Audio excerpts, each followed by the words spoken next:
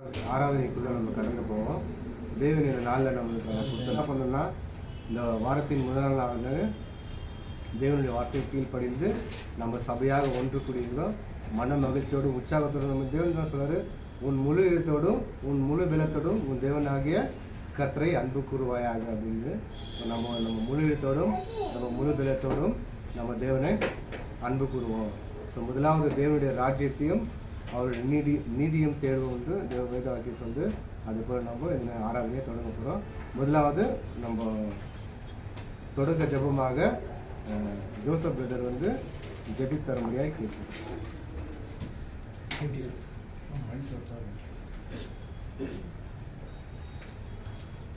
நம்ம அனைவரும் எழுந்து நின்று தலைகளை தாழ்த்தி தேவனிடத்தில் ஜெபம் செய்வோம். மகா கிருபையும் இரக்கமும் நீதியும் நிறைந்த பரலோகத்தின் நல்ல பிதாவே, இந்த அருமையான மனமகிழ்ச்சியான நாளுக்காக உமக்கு நன்றி ஏறெடுக்கிறோம் அப்பா. இதோ தகப்பனே, இந்த காலை பொழுதிலே நாங்கள் உம்மை தொழுது கொள்ளும்படி எங்களுக்கு ஜீவனையும் சுவாசத்தையும் சரீரத்துல சகல ஆசீர்வாதங்களை கொடுத்து எங்களை பலப்படுத்தின கிருபைக்காக உமக்கு நன்றி ஏறெடுக்கிறோம் அப்பா. தகப்பனே, கடந்த நாள் முழுவதுமாய் உமது கண்ணின் மணியை போல எங்களை சுகபத்திரமாக பாதுகாத்து ஒரு சேதமின்றி எங்களை ஆசீர்வதிச்ச தயவுக்காக நன்றி தகப்பனே. நாங்கள் உம்மை நோக்கி அப்பா பிதாவே என்றும் அளிக்கும் ஸ்வீகார புத்திர பாக்கியத்தை எங்களுக்கு தந்ததுக்காக நன்றி பிதாவே. உம்முடைய கிருபையால் இதோ இந்த நாளிலும் சத்தியத்தை கேட்டு அதை எங்கள் இருதயத்தில் வைக்கும்படி நீர் எங்களை ஆசீர்வதிச்சு பலப்படுத்துங்க அப்பா. இதோ ஆராதனையில் 5 அம்சங்கள் உண்டு, ஒவ்வொன்றும் விசேஷித்தமானது தகப்பனே. தகப்பனே, ஜெபமும் பாடலும் உம்முடைய செய்தியும் தகப்பனே, உமது குமாரன் எங்களுக்காகப்பட்ட பாடுகள் கர்த்தரின் பந்தியும் காணிக்கையும் நீர் ஆசீர்வதிங்க தகப்பனே. சபையார் ஏதாவது தடையா இருந்தா அதெல்லாம் நீக்கி சபையாக வந்து அவர்கள் பரிபூர்ண ஆராதனையில் பங்கு பெறும்படி நீர் ஆசீர்வதிங்க தகப்பனே. ஆரம்பம் முதல் முடிவு வரை எங்களோடு இருந்து எங்களை வழி நடத்த வேண்டும் என்று எங்கள் மீட்பெரும் மேய்ப்பெரும் இரட்சகருமாய் இருக்கிற உமது நேசகுமாரன் இயேசு கிறிஸ்து நாமத்தில் ஜெபிக்கிறோம் ஜீவனுள்ள நல்ல பிதாவே, ஆமென்.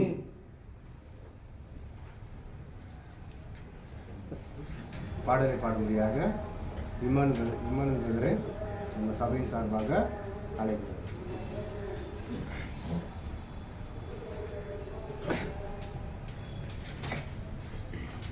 பாடல் புத்தகத்திலே 14ஆம் பாடலை நாம் சேர்ந்து பாடுவோம். ஒரு மனதத்தோடு கருத்தோடும் ஆவியோடும் தேவனை பாடும்படியாய் தேவன் நமக்கு இந்த வாரத்தின் முதல் நாளிலே எனக்கு நமக்கும் தேவன் கிருபை செய்திருக்கிறார். 14ஆம் பாடலை பாடும். ஆத்துமமே என் முழு உள்ளமே ஓம் தேவனையே தொழுதேத்து என் நாள் வரை அன்பு வைத்தாதரித்த ஓம் தேவனையே தொழுதேத்து.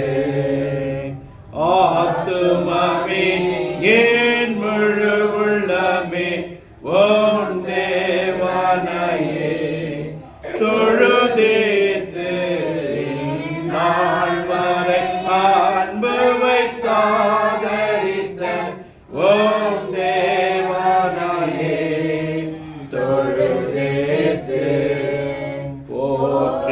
போற்றிடுவானோ போதள தொள்ளோ சாற்றுத கரிய தாழ்மையுள்ள போற்றிடுவானோ போதள தொள்ளோ சாற்றுத கரிய தாழ்மையுள்ள ஆத்துமாவே என் முழு உள்ளமே ஓம் தேவனையே தொழுதேத்து நாள் வரை அன்பு வைத்தாதரித்த ஓம் தேவனையே தொழுதேத்து. தலைமுறை தலைமுறை தாங்கும் வினோத உலகம் முன் தோன்றி ஒழியாத தலைமுறை தலைமுறை தாங்கும் வினோத உலகம் முன் தோன்றி ஒழியாதே ஆத்துமாவே என் முழு உள்ளமே ஓம் தேவனையே தொழுதேத்து என் நாள் வரை அன்பு வைத்தாதரித்த ஓம் தேவனையே தொழுதேத்து தினம் தினம் உலகில் நீந்த பலவான வேலை பொருந்தருளோ மேலான தினம் தினம் உலகில் நீ செய்த பலவான வேலை பொருத்தருளோ மேலான ஆத்துமாவே என் முழு உள்ளமே ஓம் தேவனையே தொழுதேத்து என் நாள் வரை அன்பு வைத்தாதரித்த ஓம் தேவனையே தொழுதேத்து ஓத்தின இறங்கி உரிமை பாராட்டும் ஓற்றும் கிருபையினால் முடி சூட்டும் ஓற்றினங்கி உரிமை பாராட்டும் மற்றும் கிருபையினால் முடி சூட்டும் ஆத்துமாவே என் முழு உள்ளமே ஓம் தேவனையே தொழுதேத்து என் நாள் வரை அன்பு வைத்தாதரித்த ஓம் தேவனையே தொழுதேத்து துதி மிக தேத்து சோத்திர தினமே இதயமே உள்ளமே என் மனமே துதி மிகுந்தேர ஸ்தோத்திர தினமே இதயமே உள்ளமே என் மனமே ஆத்துமாவே என் முழு உள்ளமே ஓம் தேவனையே தொழுதேத்து என் நாள் வரை அன்பு வைத்தாதரித்த ஓம் தேவனையே தொழுதேத்து.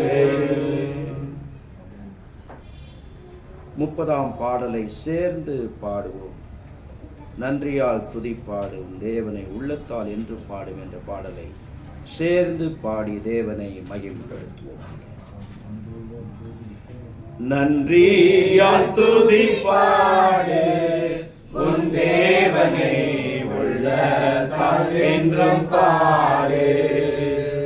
நன்றியால் துதிப்பாடு உன் தேவனை உள்ளத்தால் என்றும் பாடு. வல்லவர் நல்லவர் போதுமானவர் வார்த்தையில் உண்மை உள்ளவர். வல்லவர் நல்லவர் போதுமானவர் வார்த்தையில் உண்மை உள்ளவர்.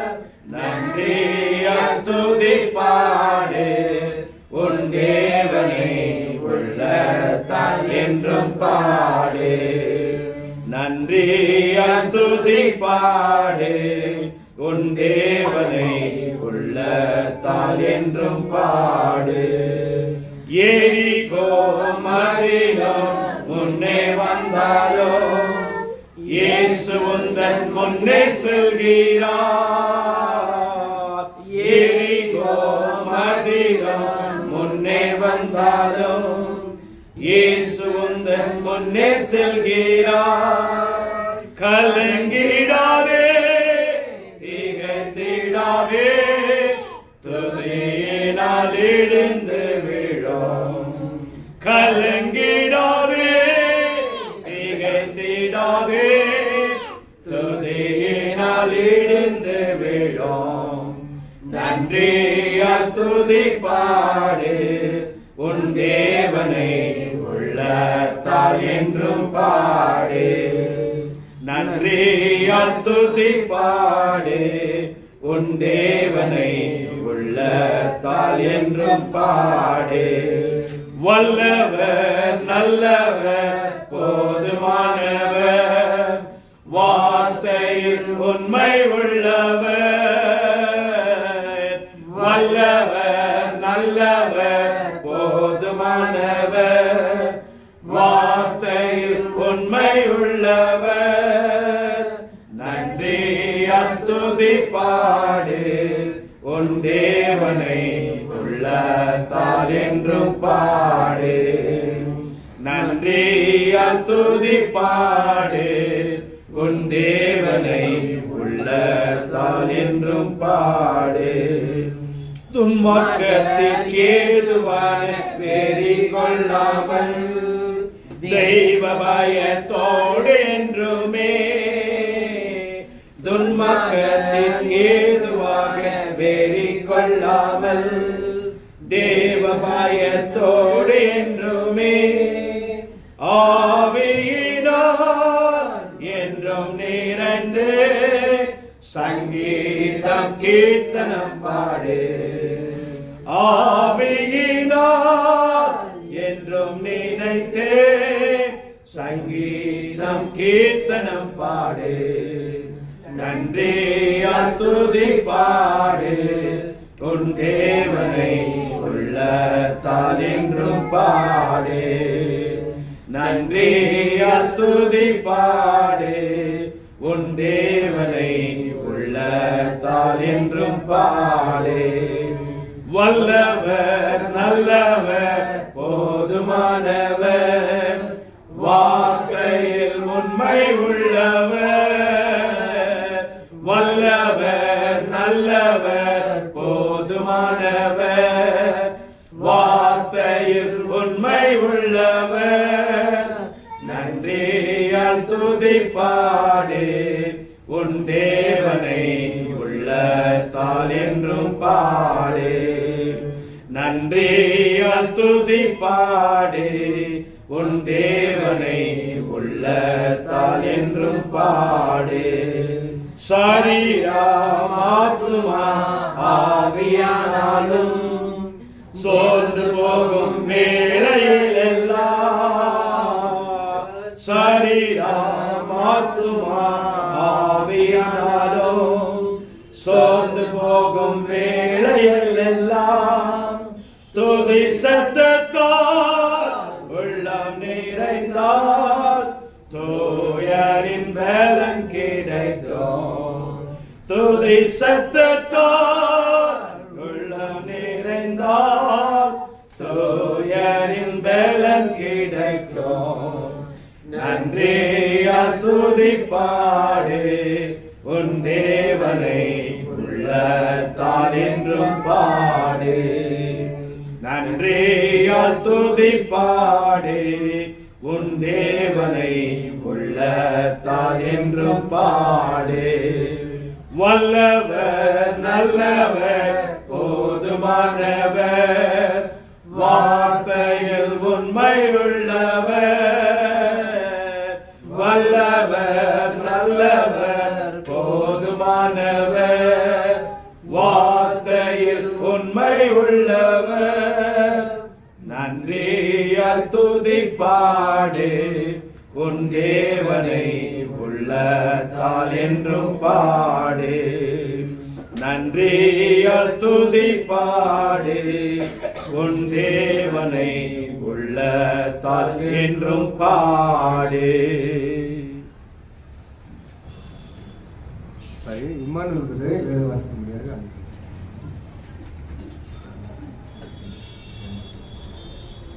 யோவான் எழுதின சுவிசேஷம் 1 முதல் 18 முடிய. மெய்யாகவே மெய்யாகவே நான் உங்களுக்கு சொல்லுகிறேன், ஆட்டு தொழுத்துக்குள் வாசல் வழியாய் பிரவேசியாமல் வேறு வழியாய் ஏறுகிறவன் கள்ளனும் கொள்ளைக்காரனுமாய் இருக்கிறான். வாசல் வழியாய் பிரவேசிக்கிறவனோ ஆடுகளின் மேய்ப்பனாய் இருக்கிறான். வாசலை காக்கிறவன் அவனுக்கு திறக்கிறான். ஆடுகளும் அவன் சத்தத்துக்கு செவி கொடுக்கிறது. அவன் தன்னுடைய ஆடுகளை பேர் சொல்லி கூப்பிட்டு அவைகளை வெளியே நடத்தி கொண்டு போகிறான். அவன் தன்னுடைய ஆடுகளை வெளியே விட்ட பின்பு அவைகளுக்கு முன்பாக நடந்து போகிறான். ஆடுகள் அவன் சத்தத்தை அறிந்திருக்கிறபடியினால் அவனுக்கு பின் செல்லுகிறது. அந்நியுடைய சத்தத்தை அறியாதபடியினால் அவைகள் அந்நியனுக்கு பின் செல்லாமல் அவனை விட்டு ஓடும் என்றார். இந்த ஊமையை இயேசு அவர்களுடனே சொன்னார். அவர்களோ அவர் சொன்னவைகளின் கருத்தை அறியவில்லை.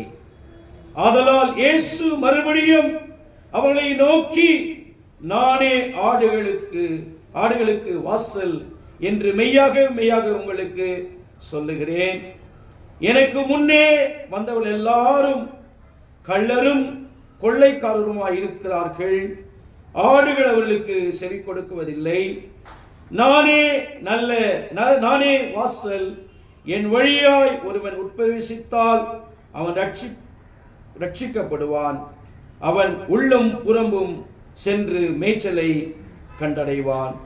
திருடன் திருடவும் கொல்லவும் அழிக்கவும் வருகிறானே அன்றி வேறு ஒன்றுக்கும் வரான். நானும் அவைகளுக்கு ஜீவன் உண்டாயிருக்கவும் அது பரிபூர்ணப்படவும் வந்தேன். நானே நல்ல மேய்ப்பன் ஆடுகா தன் ஜீவனை கொடுக்கிறான். மேய்ப்பனா இராதவனும் ஆடுகள் தனக்கு சொந்தம் அல்லாதவனுக்குமான கூலியால் ஓனாய் வருகிறதை கண்டு ஆடுகளை விட்டு ஓடி போகிறான். அப்பொழுது ஓனாய் ஆடுகளை பீறி அவைகளை சிதறடிக்கும்.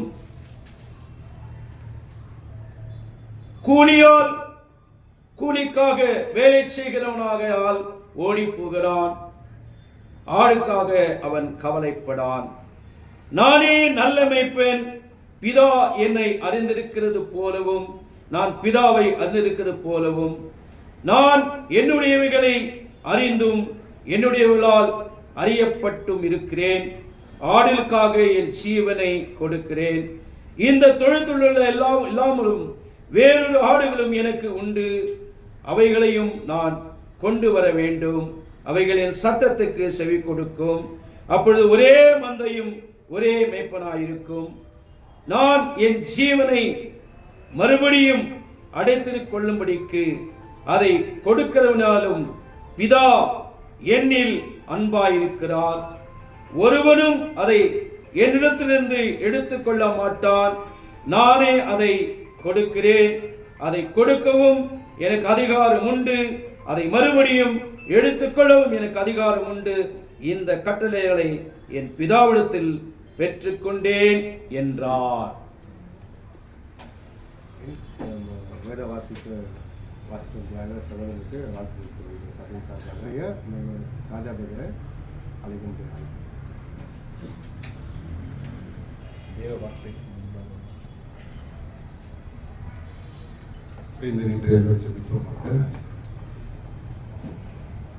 பரமண்டலில் இருக்கிற எங்கள் தேவனே, அப்பா உமக்கு நன்றி சோதரம் ஆண்டவரே. இந்த அருமையான காலை பொழுதுல தகப்பனே எங்களை அழைத்து வந்ததுக்காக உமக்கு நன்றி சோதரம் ஆண்டவரே. தகப்பனே, சகலத்தையும் படித்தவர், சகலத்தையும் சிருஷ்டித்தவரே, உமக்கு நன்றி சோதரம் ஆண்டவரே. இஸ்ரவேலே, பயப்படாத, நான் உன் தேவன், உன்னை பலப்படுத்தி உனக்கு சகாயம் செய்வேன் என்று சொன்ன சர்வ வல்லமுள்ள தேவனே, அப்பா உமக்கு நன்றி தகப்பனே. தாயின் கருவிலிருந்து எங்களை பேருட்டு அழைத்த தேவனே, அப்பா உமக்கு நன்றி ஸ்தோத்திரம் ஆண்டவரே. இந்த தகப்பனே, இந்த நாள் தகப்பனே உங்களுடைய நாளா இருக்கிற ராஜாவே, உங்களை ஆராதிக்க நாங்கள் வந்திருக்கிற தகப்பனே, தகப்பனே, இந்த நாள் முழுதும் எங்களை பாதுகாத்து எங்களை வழிநடத்தி ஆண்டவருடைய ஒரு வார்த்தை மூலியமா ஆண்டவருடைய எங்க இதயத்தை சுத்தப்படுத்தும் ஆண்டவரே.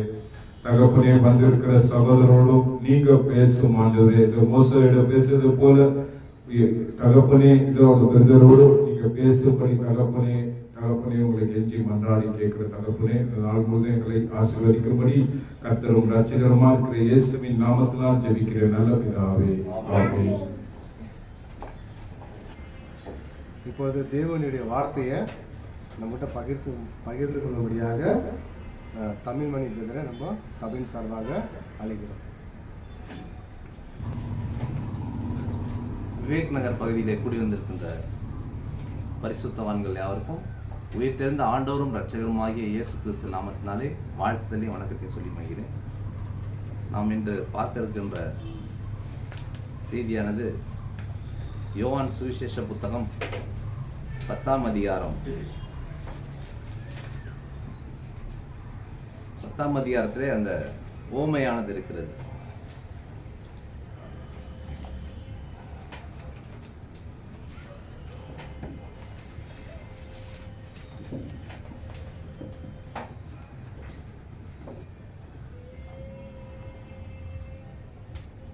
இந்த ஓமையானது கர்த்தராகிய இயேசு கிறிஸ்து அங்கே கூடியிருந்த ஒரு மத்தியிலே பேசுகிறார். மெய்யாகவே நான் உங்களுக்கு சொல்லுகிறேன், ஆட்டு தொழுவத்துக்குள் வாசல் வழியால் பிரவேசியாமல் வேறு வழியாய் ஏறுகிறவன் கள்ளனும் கொள்ளைக்காரனுமாய் இருக்கிறான். நம்ம நகரப்புற பகுதியில் வாழ்கிறவராக இருந்தாலும் கிராமப்புறங்களில் ஏற்கனவே நம்ம வாழ்ந்திருப்போம். சிறு பிரயாசங்களில் ஊர்லேருந்து வந்து தான் நகரத்தில் குடியேறி இருப்பாங்க. இல்லைன்னா கூட அப்பப்போ லீவு நாட்களில் மற்ற ஓய்வு கிடைக்கும் போதெல்லாம் அந்த மாதிரி ஊருக்கெல்லாம் போகிறது வழக்கம். அங்கே நீங்கள் பார்த்துருக்கலாம் அந்த ஆட்டு தொழுவத்தெல்லாம். ஆட்டு தொழுவம் அப்படின்றது என்னன்னு பார்த்தீங்கன்னா,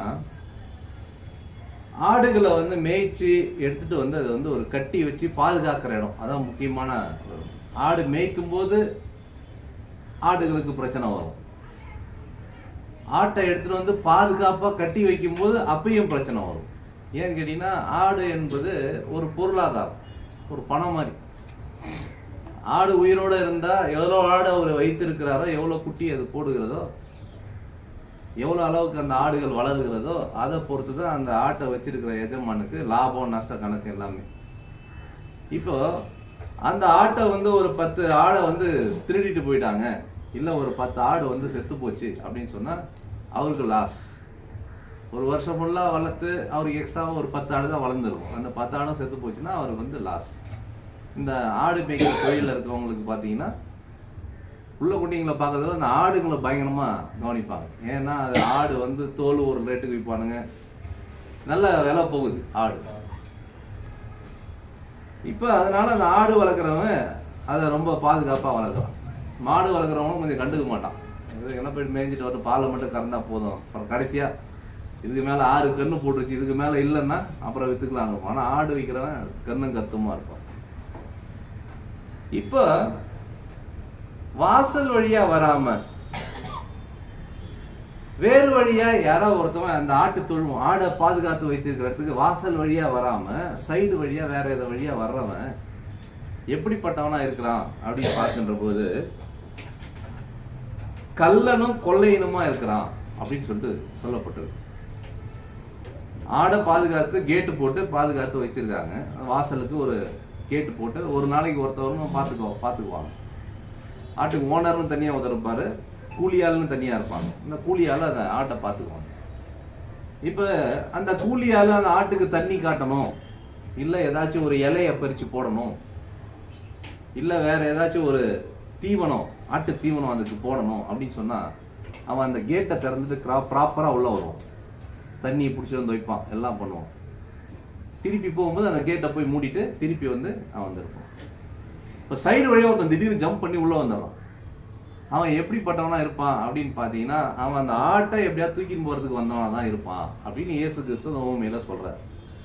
ஊமை என்னன்னா ஒரு உதாரணம், டைரெக்டாக சொல்கிறத பற்றி ஃபஸ்ட்டு ஒரு உதாரணமாக சொல்கிறார். அப்போ வாசல் வழியாய் பிரவேசிக்கிறவனும் ஆடுகளின் மேய்ப்பனா இருக்கிறான். அப்படின்னா ஆடை மேய்க்கிறவன் கூலிக்காக மேய்க்கிறவனும் இருக்கான், ஓனரா இருந்து மேய்க்கிறவனும் இருக்கான். ஒரு பெரிய பணக்காரனா இருக்கிறவன் நிறைய ஆடு வச்சிருப்பான், 1000 ஆடு 2000 வச்சிருப்பான். அவங்ககிட்ட போயிட்டு நான் ஆடு மேய்க்கிறதுக்கு கூலிக்கு ஒரு வருஷத்துக்கு ஆடு மேய்ச்சி தரேங்க, மேய்ச்சி தந்தா உனக்கு என்னப்பா கூலி அப்படின்னு கேட்டா, குட்டி போடுற குட்டியெல்லாம் வந்து பார்த்தீங்கன்னா இத்தனை குட்டி எனக்கு கொடுத்துடணும் அப்படின்னு சொல்லிட்டு பேசிக்கிட்டு ஆடு மேய்க்கிறதுக்குன்னு சில சமூகங்கள் இருக்குது, இன்னமும் இருக்கிறாங்க. ஆடை ஓட்டிட்டு போய் ஊரா போய் மேய்ப்பான். அவன் ஓனரா இருக்க மாட்டான், வைப்பான் லாரியில ஏற்றி போய் எங்கெங்கெல்லாம் புல்வெளி இருக்கோ அங்கெல்லாம் மேய்ச்சி எடுத்துட்டு போயிட்டு ஒரு வருஷம் ஆனோடனே கணக்கு கொடுத்து இவ்வளவு குட்டியை வந்து வாங்க. தாவீது கூட ஆடு மேய்க்கிறவரா இருந்தார். இன்னும் பாத்தீங்கன்னா யாக்கோபு பாத்தீங்கன்னா அவரு கூட பாத்தீங்கன்னா ஆடு மேய்ச்சி தான் வந்து பாத்தீங்கன்னா அவங்க மாமா கிட்ட என்ன பண்றாருங்க, பொண்ணு கட்டுறாரு. பொண்ணு கட்டும் போது இன்னும் ஒரு பொண்ணை மாத்தி கட்டி விட்டுறான். அவ்வளோ பாருங்க, ஆட்டை தான் அவன் மாத்தி எங்கன்னா கொடுப்பான்னு பார்த்தா அவன் பொண்ணையே மாத்தி கொடுத்துட்டு திருப்பி இன்னும் கொஞ்ச நாளைக்கு ஆடு மேய்டா சொல்லிட்டாங்க, மேய்ச்சி அந்த மாதிரி. அப்போ வந்து ஆடு மாடு மேய்க்கிறதுன்றது ஒரு பெரிய ப்ரொஃபஷன். இப்போ வாசல் வழியா ஒருத்தன் டைரக்டா போறான், டைரக்டா வரான், அவன் மேல எந்த ப்ராப்ளமும் இருக்காது. ஏன்னா அவன் வந்து அந்த ஆடை வந்து மேய்க்கிறவன், பாதுகாக்கிறவன். தண்ணி வேணுமா ஆட்டை கேட்டு திறப்பான், போவான். அவனுக்கு இன்சார்ஜ் பவர் இருக்கும் அவனுக்கு. ஆட்டுக்காரன் ஆட்டுக்கு ஓனர் என்ன பண்ணுவான், நீ தான் ஆட்டை பார்த்துக்கணும்னு சொன்னா அவன் தான் ஆட்டை பார்த்துக்குவான். அவன் உள்ள போகலாம் வரலாம் எல்லாம் ஆகலாம். பக்கவாட்டு வழியா ஒருத்தர் எகிரி குச்சி திடீர்னு உள்ள வரான் அப்படின்னு சொன்னா அவனுக்கு அந்த ஆட்டுக்கு உள்ள கேட்டு வழியா வர்றதுக்கு உரிமை இல்லாதவன். அதனால அவர் என்ன பண்றாரு, ஆட்டை எப்படியா தூக்கி சைட்லயாச்சும் போயிட்டு எங்கன்னா ஒரு சந்து இருந்து ஓட்ட கிட்ட இருந்தா அதை தூக்கிட்டு போயிடலாம் நினைக்கிறார். இப்போ வாசலை காக்கிறவன் அவனுக்கு திறக்கிறான். வாசல் வழியா ஒருத்தன் வரான்னா அவன் மேய்ப்பனா இருக்கிறான், அவன் அந்த ஆட்டுக்கு நன்மை செய்யறத வரான்றதுனால வாசலை பாதுகாக்கிறதுக்காக ஒருத்தன் வேலைக்கு இருக்கிறான்ல வேலையாள், அவன் என்ன பண்றான், அந்த கதவை போய் திறந்து விடுறான். அடுத்தது ஆடுகளும் அவன் சத்தத்துக்கு செவி கொடுக்கிறது. இதை பாருங்க, ஆடுகாரங்க பேசுற பாஷையே பாத்தீங்கன்னா நமக்கு புரியவே புரியாது, ஆனா ஆடுங்களுக்கு புரியும். ஒன்னும் புருன்னுவா போய் கேட்கணும், அது கரெக்டா அதுக்கேற்ற மாதிரி போவோம். ஏதாவது ஒன்று உஸ்ஸுனுவா அது சைட்ல இருக்க லெஃப்ட் திரும்பும், புஸ்ஸுனுவா ரைட்டு திரும்பும். அந்த ஆட்டு பாஷை நமக்கு புரியாது, பேசுறவனுக்கு தான் புரியும், அவனுக்கு தான் புரியும். சரி, இதே மெய்ப்பனா இல்லாதவன் அந்த ஆட்டுடைய சத்தத்தையே, மெய்ப்பனா இருக்கிறவனுடைய குரலை அந்த ஆடுகள் வந்து பாத்தீங்கன்னா உணர்ந்து கரெக்டா வச்சு, இதுதான் நம்மளை மேய்க்கிறவனோட வாய்ஸ், இதுதான் நம்ம ஓனர் அவருடைய குரல் எல்லாம் சொல்லிட்டு அந்த இன்ஸ்ட்ரக்ஷனை வந்து ஃபாலோ பண்ணும். இதுல 2 விதமான ஆடு இருக்குது. அல்ல ஒண்ணு பாத்தீங்கன்னா வெள்ளாடு அப்படின்னு சொல்லுவாங்க. வெள்ளாடு அப்படின்னு சொன்னா வெள்ளையாடுன்னு அர்த்தம் கிடையாது. செம்மறி ஆடு இல்லாததெல்லாம் வெள்ளாடு ஒரு பக்கம். செம்மறி ஆடு என்ன பண்ணும் அப்படின்னு கேட்டீங்கன்னா, ஒரு ஆடை மேய்க்கிறவன் முன்னாடி போவான், ஆடுலாம் பின்னாடி இருக்கும். ஆடு மேய்க்கிறவன் முன்னாடி ஒரு குச்சி வச்சுக்கிட்டு அவன் ஒரு சவுண்டு கொடுத்துட்டு போயிட்டே இருப்பான். ஒரு செம்மறி ஆடை அவனை ஃபாலோ பண்ணும். அந்த செம்மறி ஆடை இந்த மந்தை ஃபுல்லா ஒண்ணு பார்த்து அது ஒண்ணு பார்த்துட்டு இதெல்லாம் ஃபாலோ பண்ணி பின்னாடியே போகும். ஒண்ணு பின்னாடி ஒண்ணு போயிட்டே இருக்கும். ஒரு செம்மறி ஆடு போய் ஏதோ ஒரு கிணத்துலயே ஒரு பள்ளத்திலே விழுந்து போச்சு அப்படின்னா எல்லாமே லைனா போய் பொதுக்கு போகுது. ஏன்னா அது கீழே குனிஞ்சிக்கிட்டே போகும். ஒரு மணி கட்டி வச்சிருப்பான். அந்த மணியோட சத்தத்தை கேட்டு ஃபர்ஸ்ட் போற ஆடோட மணி டவுன் டவுன் ஆடிட்டு போச்சுன்னா அந்த ஆட்டுக்காரன் சத்தத்தை கேட்டு அது போச்சு. அது சப்போஸ் போய் கீழே வந்துச்சுன்னா எதுவும் கீழே வந்துடும். அது இப்படி வளைஞ்சு போகுதுன்னா அதுவும் வளைஞ்சு போகும். ஆனா வெள்ளை ஆடை மேய்க்கிறது கஷ்டம். வெள்ளை ஆடு ஒரு ஆட்டு பின்னாடி போய் ஒரு ஆடுலாம் போகாது. அது இது ஒரு பக்கம் மூணு அது ஒரு பக்கம் மூணு அதை மேய்ச்சி கீழ்ச்சி கொண்டு வர்றது பார்த்தீங்கன்னா அது ரொம்ப கஷ்டம். இந்த செம்மறி ஆடை போன்றவங்க எப்படி இருக்கிறாங்க அப்படின்னு பார்த்தீங்கன்னா, கீழ்ப்படிந்து நடக்கக்கூடிய பிள்ளைகள். ஒரு ஊழியக்காரன் வசனத்தின் அடிப்படையில் கிறிஸ்துவின் உபதேசத்தின் அடிப்படையில் போதிக்கிறான். ஊழியக்காரனுக்கு சொந்தமா எடுத்து போதிக்கிறது எந்த ஊழியக்காரனுக்கு அதிகாரம் கிடையாது. அதை நம்ம உறுதியா தெரிஞ்சுக்கணும். சொந்த கதை, சோக கதை, சாட்சி சொல்றது, கப்சா விடுறது, கதை விடுறது, இதெல்லாம் சொல்றது எந்த ஊழியக்காரனுக்கும் அதிகாரம் கிடையாது. கிறிஸ்துவின் உபதேசத்தை எடுத்து அன்போடு சத்தியத்தை கை கொள்ளும்படியா நமக்கு ஆலோசனை சொல்றாங்கன்னும் பொழுது அந்த சத்தத்தை வந்து அந்த செம்மறி ஆடுகள் எப்படி வந்து கேட்டு அது நடந்து போகுதோ அதை போல வந்து பின்பற்றக்கூடியவர்களா இருக்காங்க. சில பேர் அந்த சத்தத்தையும் கேட்பான், எல்லாம் கேட்பான், ஆனா கட்டுப்பட மாட்டான். ஒரு நாளைக்கு இப்படி இருப்பான், ஒரு நாளைக்கு அவன் வந்து வெள்ளாட்டை போன்றவன், செம்மறி ஆட்டை போன்றவங்க சபையில கூட நம்ம அந்த மாதிரி கூட நம்ம பார்க்கக்கூடியங்களா இருக்கும். இப்ப நம்ம இந்த ஓமைக்கு வந்துடுவோம். இப்ப அவன் தன்னுடைய ஆடுகளை பேர் சொல்லி கூப்பிடுறான். ஆட்டுக்கெல்லாம் பேர் வச்சிருப்பான். ஆட்டுக்கு என்னடா பேருன்னா ராமுன்னுவான், பிள்ளைக்கு என்னடா பேருன்னா குப்பான்னுவான். பாருங்க, ஆட்டுக்கு வைக்கிற பேரு டீசெண்டா வைக்கிறானுங்க. பிள்ளை குட்டிங்களுக்கு வைக்கிற பேரு பாருங்க, பிள்ளைக்கு என்னடா பேரு கருப்பேன், பிள்ளைக்கு என்னடா பேரு முனிய. ஆடு வைக்கிறவங்க, நீங்க வீட்டுல ஆடு வளர்க்குறவங்க போய் பாத்தீங்கன்னா அவங்க அப்படிதான் வச்சிருப்பாங்க. முனியன், கருப்பன் அப்படின்னுவோம். இதெல்லாம் ஆட்டு பேர் பொழுது நம்ம நினைச்சிருப்போம். கடைசியில் அதெல்லாம் புள்ள குட்டிங்க பேர். ராமு, சிவா, சோமுன்னோம். அதெல்லாம் யாரோட பேர்ரா அப்படின்னு பார்த்தா அதெல்லாம் ஆடுங்களோட பேர். ஆடுங்களுக்கு பேர் சொல்லி அழைப்பாங்க, அவங்களே சொல்லிக்காங்க. அந்த அவங்க வீட்டுக்குள்ள அவங்களுக்குள்ள அவங்க பேசிக்கிறது. அவங்க வீட்டு அம்மா கிட்ட இன்னும் ஆடை மேய்க்கிறது ஒரு 4 பேர் இருக்கான்னு நான் சொன்னேன். ஐயோ அந்த ராமு போய் அங்கே சேத்துல ஊந்துட்டான், நான் அவனை ஓடி போயிட்டு அப்படி காப்பாற்றினேன் இப்படி காப்பாற்றினாங்க. எந்த ராமுடா யாரா காப்பாற்றினு பார்த்தா ஆடா இருக்கும் அது. இப்போ பேர் சொல்லி அழைக்கக்கூடியவனா இருக்கிறான். அவன் தன்னுடைய ஆடுகளை வெளியே விட்ட பின்பு அவைகளுக்கு முன்பாக நடந்து போகிறான். ஆடுகள் அவன் சத்தத்தை அறிந்திருக்கிறபடியினால் அவனுக்கு பின் செல்லுகிறது. இவர் முன்னாடி நடந்து போவார், அவர் போயிட்டே இருந்தாருன்னா அவர் பின்னாடி இந்த ஆடுங்கள்லாம் போயிட்டே இருக்கு. இப்ப அந்நியருடைய சத்தத்தை சொல்லிக்கிறான். அடுத்து 5வது வசனம் படிங்க. 10:5, யோவான் 10:5.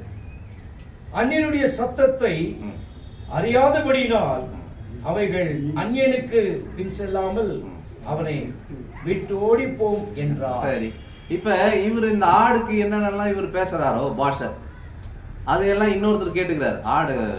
ஆடு மேய்க்கிறவர் கூட பக்கத்துல இருக்கிற, ரொம்ப தூரத்துல இருக்கிறவர், அவரு கொஞ்சம் கேட்டுக்கிறார் பக்கத்துல. சரி, இவன் பைக்குன்னா அது வருது, ஹைக்குன்னா போகுது, இது இந்த பாஷை இவரு கத்துக்கிறார். இவரு கத்துட்டு அவர் இல்லாத நேரத்துல இவரு போயிட்டு அதெல்லாம் பேசினார்னா அந்த ஆடு பின்னாடி போவாது.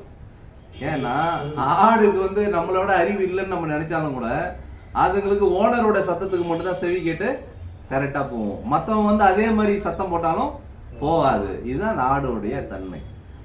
சரி, இப்போ இந்த ஓமையை இயேசு அவர்களுடைய சொன்னார். இந்த கதையை அவங்களுக்கு சொல்றார். ஒரு கதையை சொல்லி ஒரு விஷயத்தை புரிய வைக்கிறதுக்கு பேர் தான் ஓமை. இது உதாரணத்துக்கு சொல்றோம் பாருங்க. ஒரு ஊர்ல ஒரு பெரிய ராஜா ஒருத்தர் இருந்தாராம். அந்த ராஜாவுக்கு அவங்க மனைவி துரோகம் பண்ணிட்டாங்க. துரோகம் பண்ணானா அவன் பிடிச்ச மாதிரி ஏதோ நடந்துக்கல, அவனுக்கு ஒரு சந்தேக புத்தி, ஏதோ துரோகம் பண்ணா இவனை நினைச்சிடலாம். நினைச்சிட்டு என்ன பண்ணிட்டான்னா, ராஜா உத்தரவு போட்டா எதை வேணா செய்வானுங்களே, இவன் என்ன பண்ணா அந்த பொண்டாட்டியை கொண்டுட்டான்னு சொல்லிட்டான். அவனுக்கு என்ன பண்ணான்னா சிறை சேதம் பண்ணி கொண்டுறானுங்க.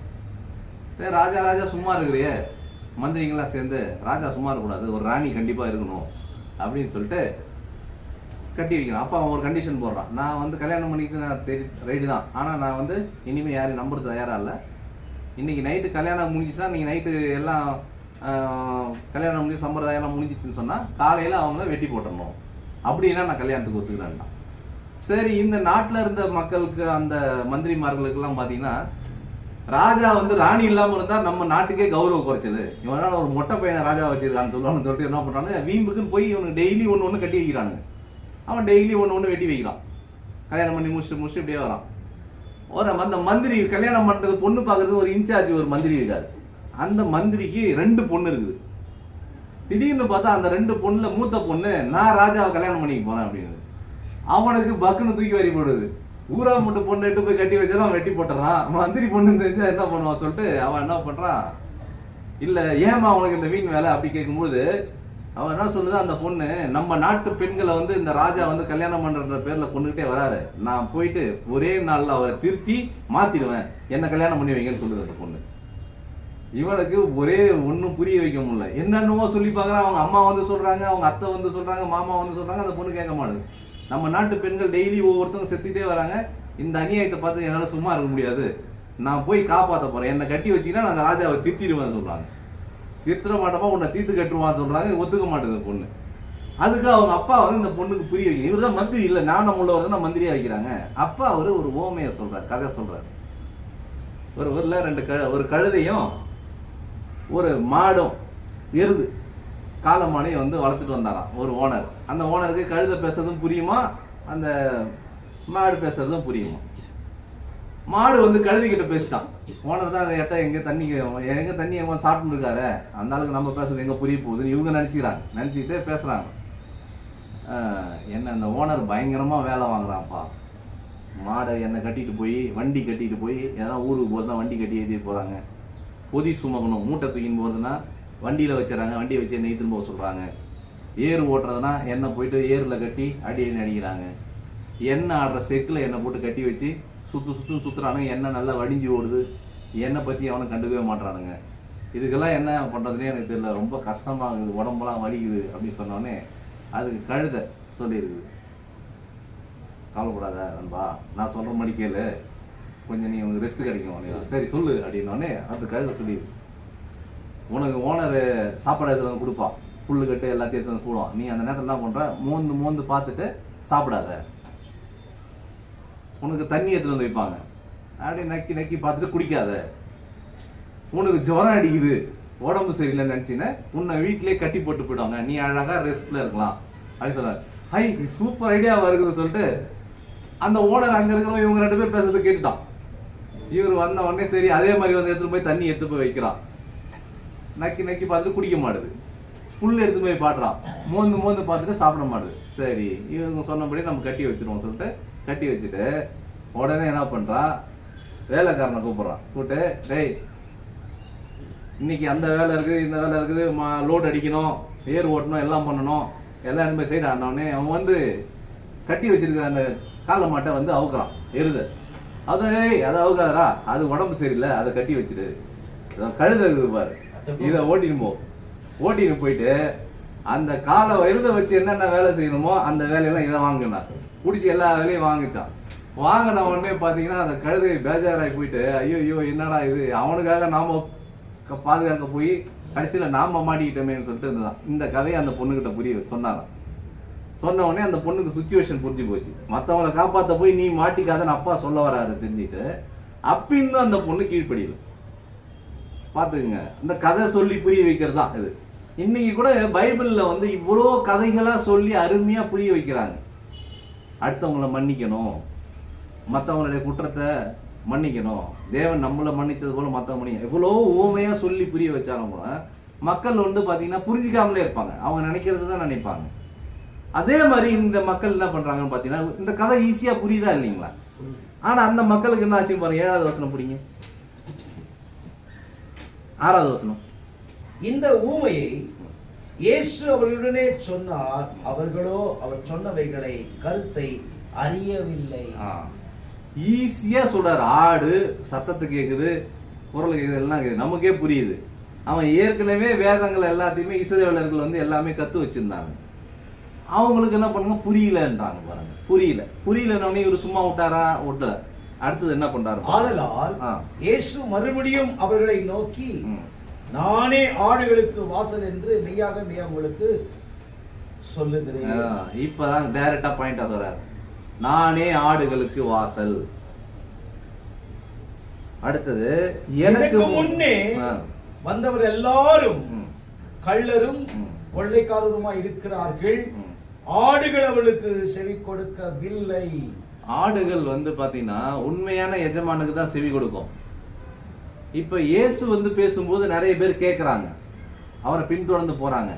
இதுக்கு முன்னாடி வந்தவங்களே ஏன் அந்த அளவுக்கு கேட்கல போல அப்படின்னு சொன்னா, ஒரு 400 வருஷமா பாத்தீங்கன்னா தீர்க்கதரிசியில இல்லாம அங்கங்க சில இயக்கங்கள் உண்டாகுது. நிறைய பேர் பேசுறாங்க போறாங்க. அவங்களால யாரும் வந்து கொஞ்சம் பேர் பின்பற்றாங்க, கொஞ்சம் பேர் பின்பற்றாம போறாங்க. அப்ப அவர்கள யாருன்னு கேட்டீங்கன்னா அவங்க கள்ளர்களும் கொள்ளையர்களுமா இருக்கிறாங்க அப்படின்னு சொல்றாங்க. ஆனா நான் தான் வாசல். வாசல்னா என் வழியா தான் ஒருத்தன் வந்து உள்ள வர முடியும் அப்படின்றத சொல்றாங்க. 9வது வசனம் படிக்கும்போது, நானே வாசல், என் வழியாய் ஒருவன் உட்பிரவேசித்தால் அவன் ரட்சிக்கப்படுவான், அவன் உள்ளும் புறமும் சென்று மேய்ச்சலை கண்டடைவான். ஆமா, இது என்ன அர்த்தம் கேட்டீங்கன்னா, விசுவாசம் உள்ளவனாகி ஞானஸ்நானம் பெறுபவன் ரட்சிக்கப்படுவான். அததான் வந்து அவர் என்ன சொல்றாருன்னா, அந்த இவர் இறக்கிறதுக்கு முன்னாடி, இவர் மரித்து அடக்கம் பண்ணி உயிர்த்தெழுதலுக்கு முன்னாடியே இதை பேசுறாரு அந்த ஓமையை. அதனாலதான் ஓமையா பேசுறாரு.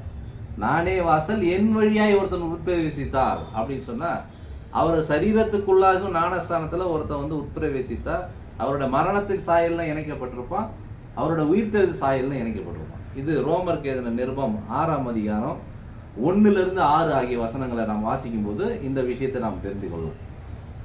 இப்ப வாசிக்க வேணாம், ஏன்னா இந்த செய்தி கொஞ்சம் லென்த்தா இருக்கிறதுனால நீங்க பொறுமையா அதை வாசிங்க. ரோமர் சுவிசேஷ புத்தகம் 6ஆம் அதிகாரம் 1 - 6 வரைக்கும் நீங்க வாசிங்க, வாசிச்சு பாத்துக்கங்க வீட்டுல.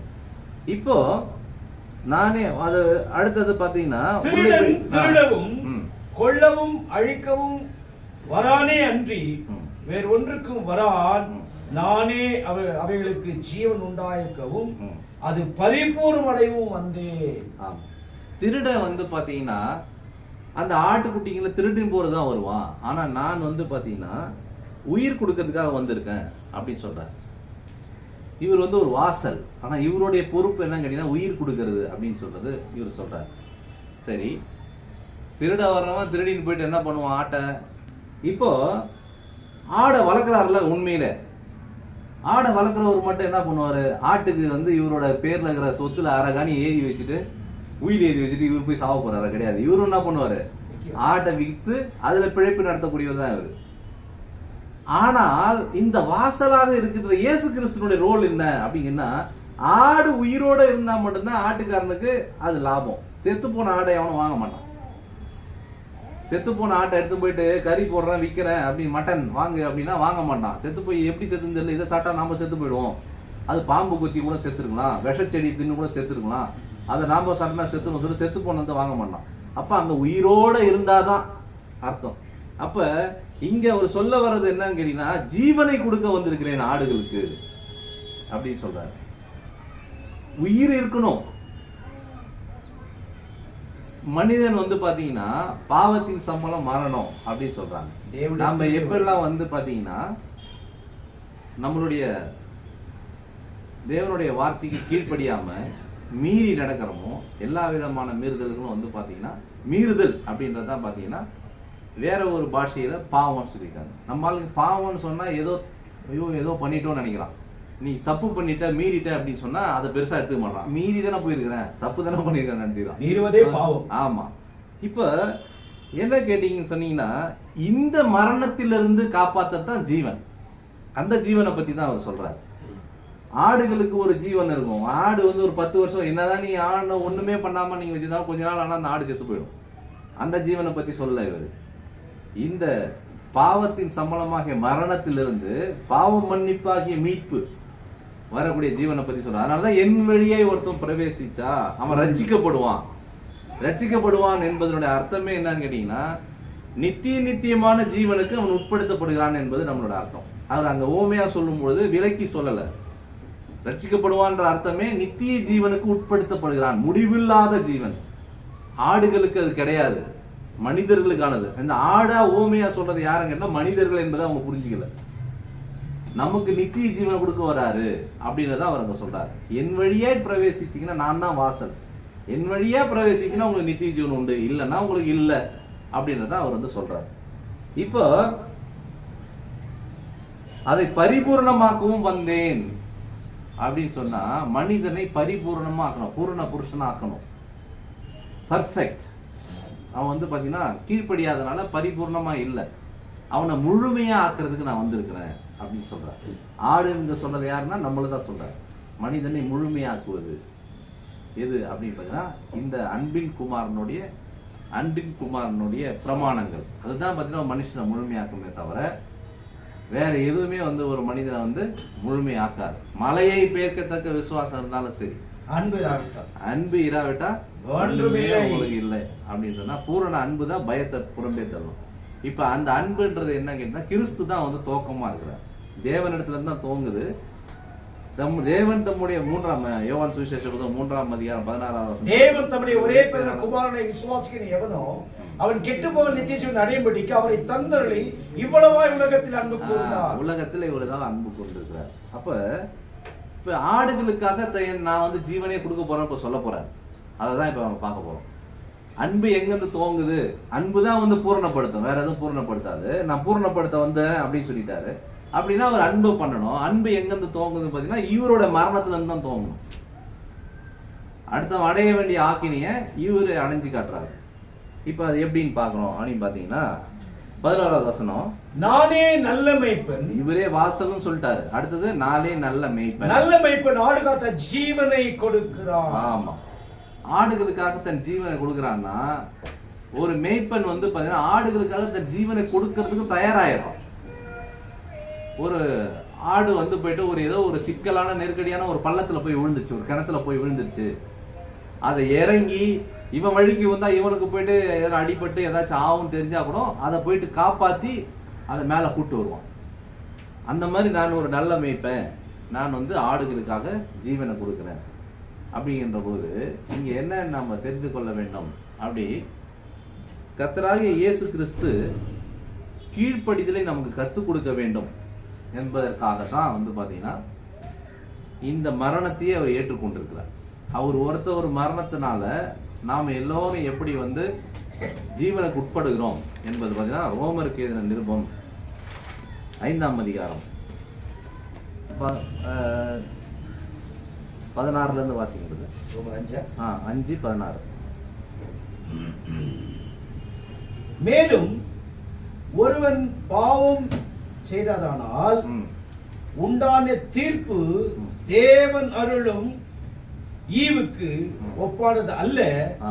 அந்த தீர்ப்பு ஒரே குற்றத்தின் நிமித்தம் ஆக்கினைக்கு ஏதுவா இருந்தது. அதாவது ஆதாம் செய்த அந்த மீறுதல்னால பாத்தீங்கன்னா வந்த தீர்ப்பு ஆக்கினைக்கு ஏதுவா இருந்தது. ஆனா தேவன் தருகின்ற கிஃப்ட், பரிசு, இரக்கம் என்பது அதுக்கு ஒப்பானது கிடையாது.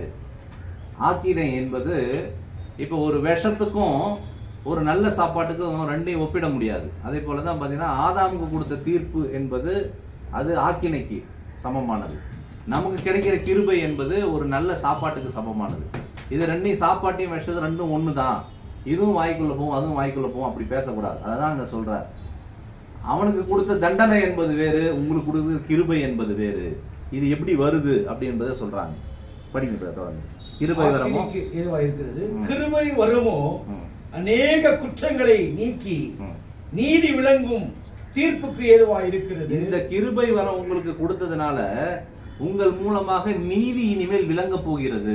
உங்களை மன்னித்து விட்டதனால இனிமே நீங்கள் நீதிகளை செய்யக்கூடியவர்களாக, நீதிமான்களாக நீங்க வளருவதற்கு அது உதவ போகிறது என்பது சொல்கிறார். அடுத்தது, அல்லாமலும் ஒருவனுடைய மீறுதலினாலே அந்த ஒருவன் மூலமாய் மரணம் ஆண்டு கொண்டிருக்க.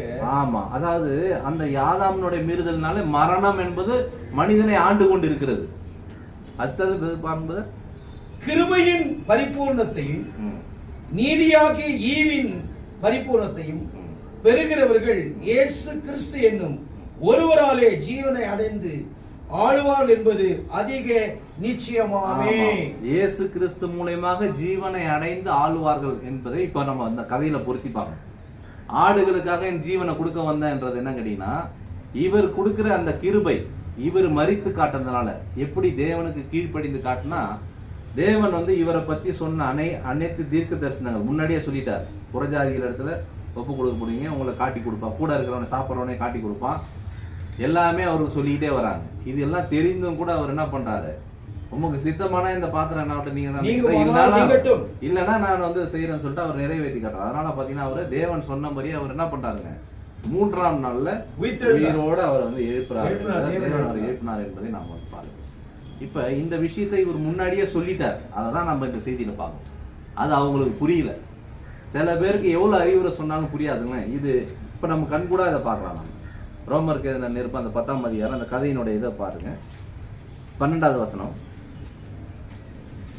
10:12.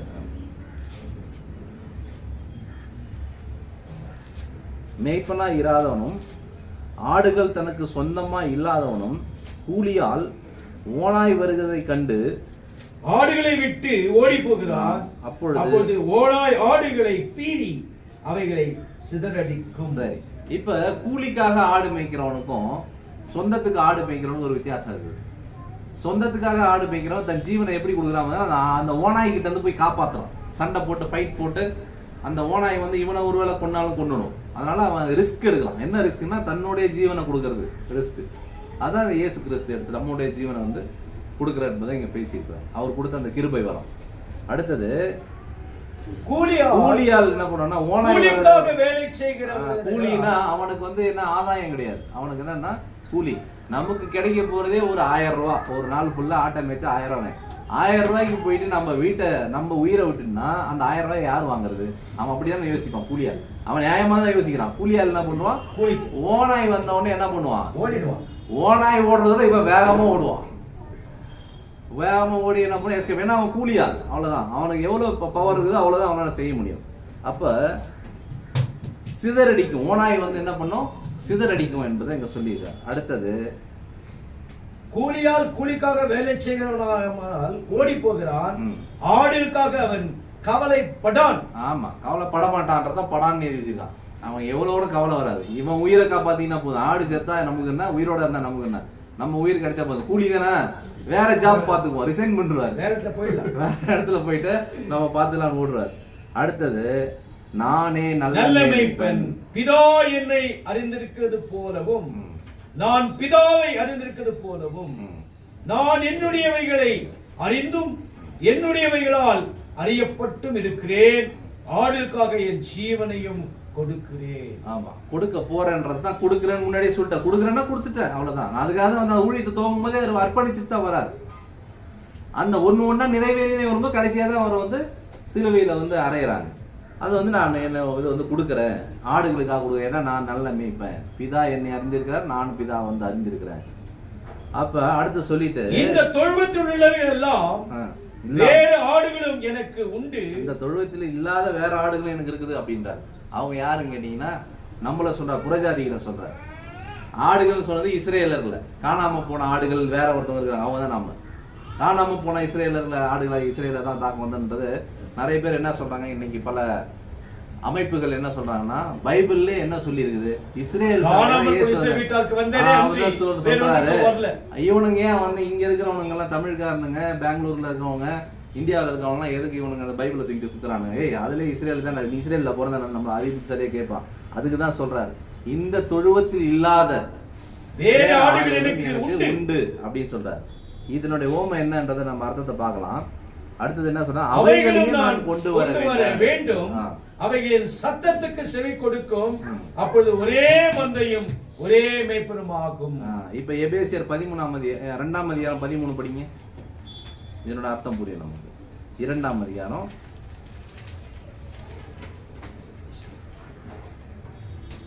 13வது வசனம் திறந்து வாசிங்க. சொல்லுங்க. முன்னே தூரமாயிருந்த நீங்கள் இப்பொழுது கிறிஸ்து இயேசுக்குள் கிறிஸ்துவின் ரத்தத்தினாலே கிட்ட வந்துட்டீங்க, நெருங்கிட்டீங்க, சொந்தமாயிட்டீங்க. அப்ப அந்த கூட்டத்துல இல்லாத வேற ஒரு ஆடுகள், தொழுவத்தில் இல்லாத வேற ஆடுகள் முன்னே தூரமா இருந்த நம்மளை குறித்து தான் சொல்லப்பட்டது. இயேசுவின் ரத்தத்தினால அதையும் கூட்டி சேர்க்கிறார். கூட்டி சேர்த்துட்டு அப்புறம் என்னன்னா, எப்படி எனில் 14வது வசனத்துல, எப்படி எனில் அவரே நம்முடைய சமாதானக்காரராகி இருதிரத்தாரையும் ஒன்றாகி பகையாகி நின்ற பிரிவினையாகிய நடுசுவரை தகர்த்து சட்ட திட்டங்களாகிய நியாய பிரமாணத்தை தம்முடைய மாம்சத்தினாலே ஒழித்து இருதிரத்தாரை நமக்குள்ளே ஒரே புதிய மனுஷனாக சிருஷ்டித்து இப்படி சமாதானம் பண்ணி பகையை சிலுவையினால் கொன்று அதனாலே இருதிரத்தாரையும் ஒரே சரீரமாக தேவனுக்கு ஒப்புரவாக்கினார். இந்த வசனமும் இங்க சொல்லப்பட்டிருக்கும், ஒரே மந்தையும் ஒரே மேய்ப்பனுமா இருப்பாங்க. இந்த தொழுவத்தில் இல்லாத வேற ஆடுகளும் இருக்குது, அதையும் தூக்கிட்டு வந்து நான் சேர்த்து ஒரே மந்தையும் ஒரே மேய்ப்பனா நான் வைத்திருப்பேன். அப்படின்னா அதுக்கு தேவையானது என்ன கேட்டா, இயேசு கிறிஸ்துனுடைய ஜீவனை கொடுக்க வேண்டும், தன்னுடைய ஜீவனை குறித்து இந்த காரியத்தை செய்ய வேண்டும். அதுக்காக தான் அந்த விஷயம் விளக்கத்தை சொல்றார். அதுதான் இங்க நிறைவேறி இருக்குது. சிலுவை மரணத்தின் மூலமாக புறஜாதி என்று பிரிப்பதற்கும் இஸ்ரேலர் என்று பிரிப்பதற்கு காரணமா இருந்தது மோசேயினுடைய உபதேசங்கள், சட்ட திட்டங்களாகிய நியாயப்பிரமாணம். அவைகள் எல்லாம் எடுத்துப்படாம கையெழுத்து, அந்த கையெழுத்தெல்லாம் குலைத்து நடுவர் இல்லாதபடி எடுத்து போறாங்க. இனிமே அதுக்கு செல்லாது, அதுக்கு காலம் முடிஞ்சு போச்சு. காலாவதியான சட்டங்களை எடுத்து வச்சுக்கிட்டு, பிரிட்டிஷ்கார சட்டத்தை எடுத்து வச்சுட்டு இன்னைக்கு ஒருத்தவனை போய் அரெஸ்ட் பண்ண முடியுமா? அந்த மாதிரிதான் இன்னைக்கு என்ன பண்றாங்கன்னா, ஓய்வு நாள் சட்டத்தை எடுத்து வச்சு பேசிட்டு இருக்காங்க. அது என்னைக்கே இல்லாம ஒழிச்சு போட்டுறாரு இயேசு கிறிஸ்து. அதை இன்னைக்கு எடுத்து வச்சு பேசி கொண்டிருக்கிறாங்க. தசமபாவம் 10ல் 1 கொடு அப்படின்றது அந்த மோசேயினோட உபதேசத்துல அது இருந்தது. அதெல்லாம் எடுத்து எட்ட போட்டுறாரு. அதையும் இன்னைக்கு என்ன பண்றாங்க, வசூல் பண்ணி போதனை பண்ணி வாங்கிட்டு இருக்காங்க. இவன் தான் அப்படிப்பட்டதெல்லாம் பேசிட்டு இருக்கிறவன் தான் பாத்தீங்கன்னா, அவனுடைய சத்தத்துக்கு வந்து உண்மையான கிறிஸ்துவ உபதேசத்தை கேட்டவன் செவி கொடுக்க மாட்டான். ஆடுகள் அவனோட சத்தத்துக்கு செவி கொடு, ஏன்னா அவன் எஜமான் கிடையாது, அவன் மேய்ப்பன் கிடையாது. மேய்ப்பன் யாருன்னா இயேசு கிறிஸ்து. கிறிஸ்துவ உபதேசம் என்ன சொல்லுது, व्यसनमायम அல்ல, கட்டாயமா அல்ல, அடுத்தது வந்து என்ன பண்ண, வாரத்தின் முதல் நாள்ல நம்ம சபை கூடி வரணும். அப்போஸ்தலர் உபதேசத்தில் வாரத்தின் முதல் நாள்ல கூடி வந்து அப்பம் பிட்டார்கள் என்பது வந்து இருக்குது. இப்ப நம்ம அந்த அடிப்படையில் வாரத்தின் முதல் நாள்ல கூடி வந்து ஆவியோடும் உண்மையோடும் தேவனை வந்து பிதாவாகிய தேவனை கர்த்தராகிய இயேசு கிறிஸ்து மூலமாக நம்ம தொழுவோம். அங்க இருந்து என்ன பண்ண, டைரக்டா தொழுதுனோம். இன்னைக்கும் நிறைய பேர் என்ன சொல்றாங்க, நமக்கு புத்திமதி சொல்றாங்க, நீங்க என்ன நடுவில் மீடியேட்டர் வச்சு தொழுவுறீங்க, டைரக்டா கிறிஸ்துவின் உபதேசம் என்ன சொல்லுதோ எதை செய்தாலும் கர்த்தருடைய இயேசு கிறிஸ்து நாமத்தினால பிதாவாகிய தேவன் மகிமைப்படும்படியாக நம்ம செய்யணும். ஜெபம் பண்ணாலும் அப்படிதான், பாட்டு பாடினாலும் அப்படிதான், ஒருத்தருக்கு வாழ்த்து சொன்னாலும் அப்படிதான், செய்தி கொடுத்தாலும் அப்படிதான். பிதாவாகிய தேவனை பற்றி கர்த்தராகிய இயேசு கிறிஸ்து மூலமாக என்ன சொல்லியிருக்கோ அந்த செய்திகளை தான் நம்ம கொடுக்கணும்.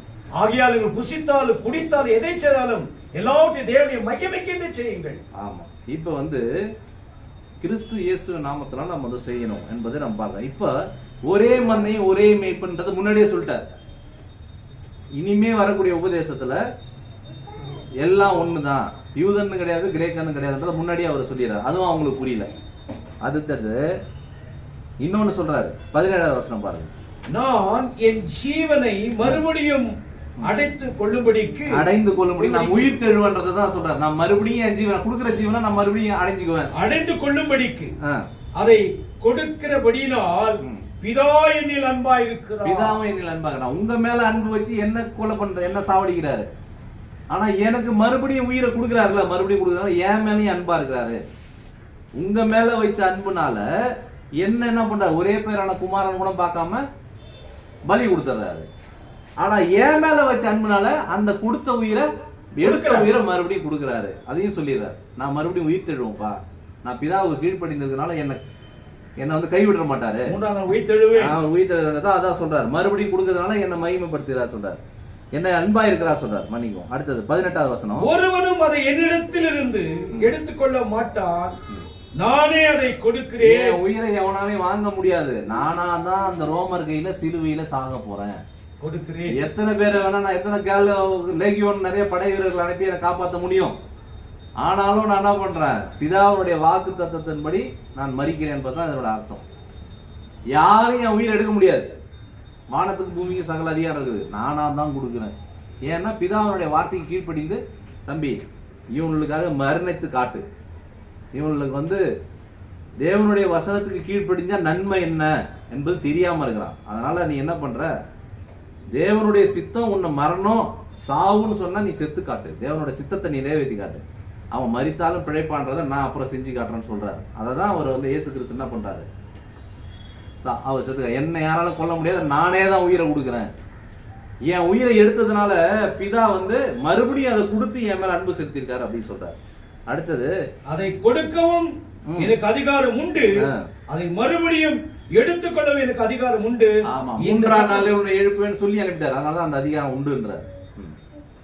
இந்த கட்டளை என் பிதாவிடத்தில் பெற்றுக்கொண்டேன் என்றார். இப்ப பிதான்னு ஒருத்தர் இல்ல, அவரே தான் பிதா, அவரே தான் மாதிரி அவன்கிட்ட போயிட்டு இந்த வசனத்தை எடுத்து படிச்சு காட்டணும். இந்த கட்டளையை பிதா கிட்ட இருந்து பெற்றுக்கொண்டு வந்தேன்னு டைரக்டா ஓப்பனா சொன்னாலும் அவனுக்கு அந்த அந்த கழுத கதை சொன்ன பாருங்க, எல்லாம் சொன்னதுக்கு அப்புறம் இல்ல நான் நாட்டை காப்பாற்ற போறேன்னு பிடிச்சி பாரு அந்த பொண்ணு. அந்த மாதிரி கதை தான். எவ்வளவு எடுத்து விலகி சொன்னாலும் நான் போய் நாட்டை காப்பாற்ற போறேன் அப்படின்னு சொல்லிட்டு நான் பிதா ஏசப்பாவை காப்பாற்ற போறேன்னு போயிடுவான். டேய், பிதான்னு ஒருத்தர் இருக்கிறாரு, அவருக்கு தானே எல்லாம் வாங்கிட்டு வராரு, இவரை குமாரன் நீ விசுவாசிக்கணும், இவர் கர்த்தராகிய இயேசு கிறிஸ்துவாரு, அவர் பிதாவாகிய தேவன் சொன்னாங்க, இல்ல நான் நாட்டை காப்பாற்ற போறேன்னு போயிடுவான். ஆமா, இப்போ இந்த வசனங்கள் நிமித்தம் யூதருக்குள்ளே மறுபடியும் பிரிவினை உண்டாயிற்று. என்ன பிரிவினை உண்டா? பாதி பேர் இதை நம்புறான், பாதி பேர் நம்ப மாட்டான். அதான் பிரிவினை. அங்க கேட்டு இந்த யூதருக்குள்ள பிரிவினை உண்டாயிடுச்சு. இப்ப அங்க இவர் பேசுற இடம் யூதேயா தேசத்துல பேசுறாரு. யூதேயா தேசத்துல பென்யமீன் கோத்திரத்தாரும் யூதா கோத்திரத்தார் 2 பேர் மட்டும் தான் இருக்கிறாங்க. பென்யமீன் கோத்திரத்தான் ஒரு பகுதியில் இருக்கிறாங்க, யூதா கோத்திரத்தாங்க ஒரு பகுதியில் இருக்காங்க. இவர் யூதர்கள் மத்தியில பேசுறதுனால அங்க அவங்களுக்குள்ளே ஒரு பிரிவினை உண்டாச்சுன்னா பாதி பேர் நம்புறான், பாதி பேர் நம்பல. அதான் பிரிவினை, வேற ஒண்ணும் கிடையாது. நாட்டே பிரிச்சுட்டு ஓடி போயிடல. பாதி பேர் நம்புறான் இவர் சொல்றது, ஆமாப்பா இவர் பிதாவின் இடத்துல இருந்து வந்த ஒரு போல இருக்கு அப்படின்னு நம்புறான். பாதி பேர் நம்ப மாட்டான். இவர் தான் கிறிஸ்து என்பதை நம்பிடுறான். அர்த்தம் என்னங்கன்னா, ஆமா இவர் கிறிஸ்து போல இருக்கு, இவர் தான் மேசியா போல நம்பலாம். பாதி பேர் நம்ப மாட்டான். அததான் பின்னாடி விளக்கமா வருது. அவர்களில் அநேகர் இவன் பிசாசு பிடித்தவன், பைத்தியக்காரன், ஏன் இவனுக்கு செவி கொடுக்கிறீர்கள் என்றார்கள்.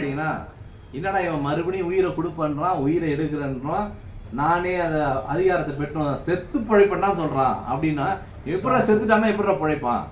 அப்ப இவன் பைத்தியக்காரன், பிசாசு பிடிச்சவன், அப்ப தானே அவன் செத்து பழைக்கிறான் அப்படின்ற போல சொல்றாங்க. அப்புறம் வேறு சிலர் இவைகள் பிசாசு பிடித்தனுடைய வசனங்கள். ஆனால் குருடுடைய கண்களை பிசாசு திறக்க கூடுமா என்றார்கள். அல்லவே பிசாசு ஒரு வசனம் அல்லவா, அவனோட பிசாசு உபதேசத்தை அவன் பேசலாம் அப்படின்னு சொல்றாங்க. அடுத்தது 22வது வசனம் 22. அதான் நீங்க படிக்க. பின்பு எருசலேமிலே தேவாலய பிரதிஷ்டை பண்டிகை வந்தது. மாரிகாலமாய் இருந்தது. தேவாலய பிரதிஷ்டை பண்டிகை அப்படின்னு சொன்னாக்கா அதை சுத்தம் பண்ணி எல்லாம் பண்ணி திருப்பி ஒரு ஃபங்க்ஷன் மாதிரி வைக்கிற பண்டிகை அங்கே வந்துருச்சு. அது இல்லாமல் மழை நாளாக இருந்ததுனால இயேசு என்ன பண்ணிட்டாருங்க, அந்த இடத்துல வந்து கொஞ்சம் தள்ளி போறாரு. படிக்கிறது இயேசு தேவாலயத்திலே சாலமோனுடைய மண்டபத்திலே உலாவிக் கொண்டிருந்தார். ஆமா, இப்ப மாரி காலமானதுனால மண்டபத்துல உலாவுறாரு. மண்டபம்னா நம்ம ஒரு பெரிய ஆலயம் கட்டி வச்சிருப்பா, அது மாதிரி சாலமோன் மண்டபம்னு அங்க ஒரு மண்டபம் இருக்கு. அங்க எல்லாம் கூடி உட்காந்து ஓய்வு நாள்ல பேசுவானுங்க, எல்லாம் பண்ணுவானுங்க போல இருக்கு. அந்த மண்டபத்துல ஒரு உலாவுறாரு. எப்படி இருந்தாலும் இந்த கருத்து வந்து ஒரு தர்க்கத்தை உண்டாக்கிடுச்சு. எப்படி இருந்தாலும் தேடுவானுங்க, நம்ம எங்கேயும் போக தேவையில்ல, நம்ம மண்டபத்துல இருந்தா இவனை தேடி வருவானு அவர் ஒரு ஐடியாவோட தான் அவருக்கு போய் உலாவுறாரு. ஆமா, ஓடி ஒளிஞ்சிக்கல, அங்கதான் இருக்கிறார்.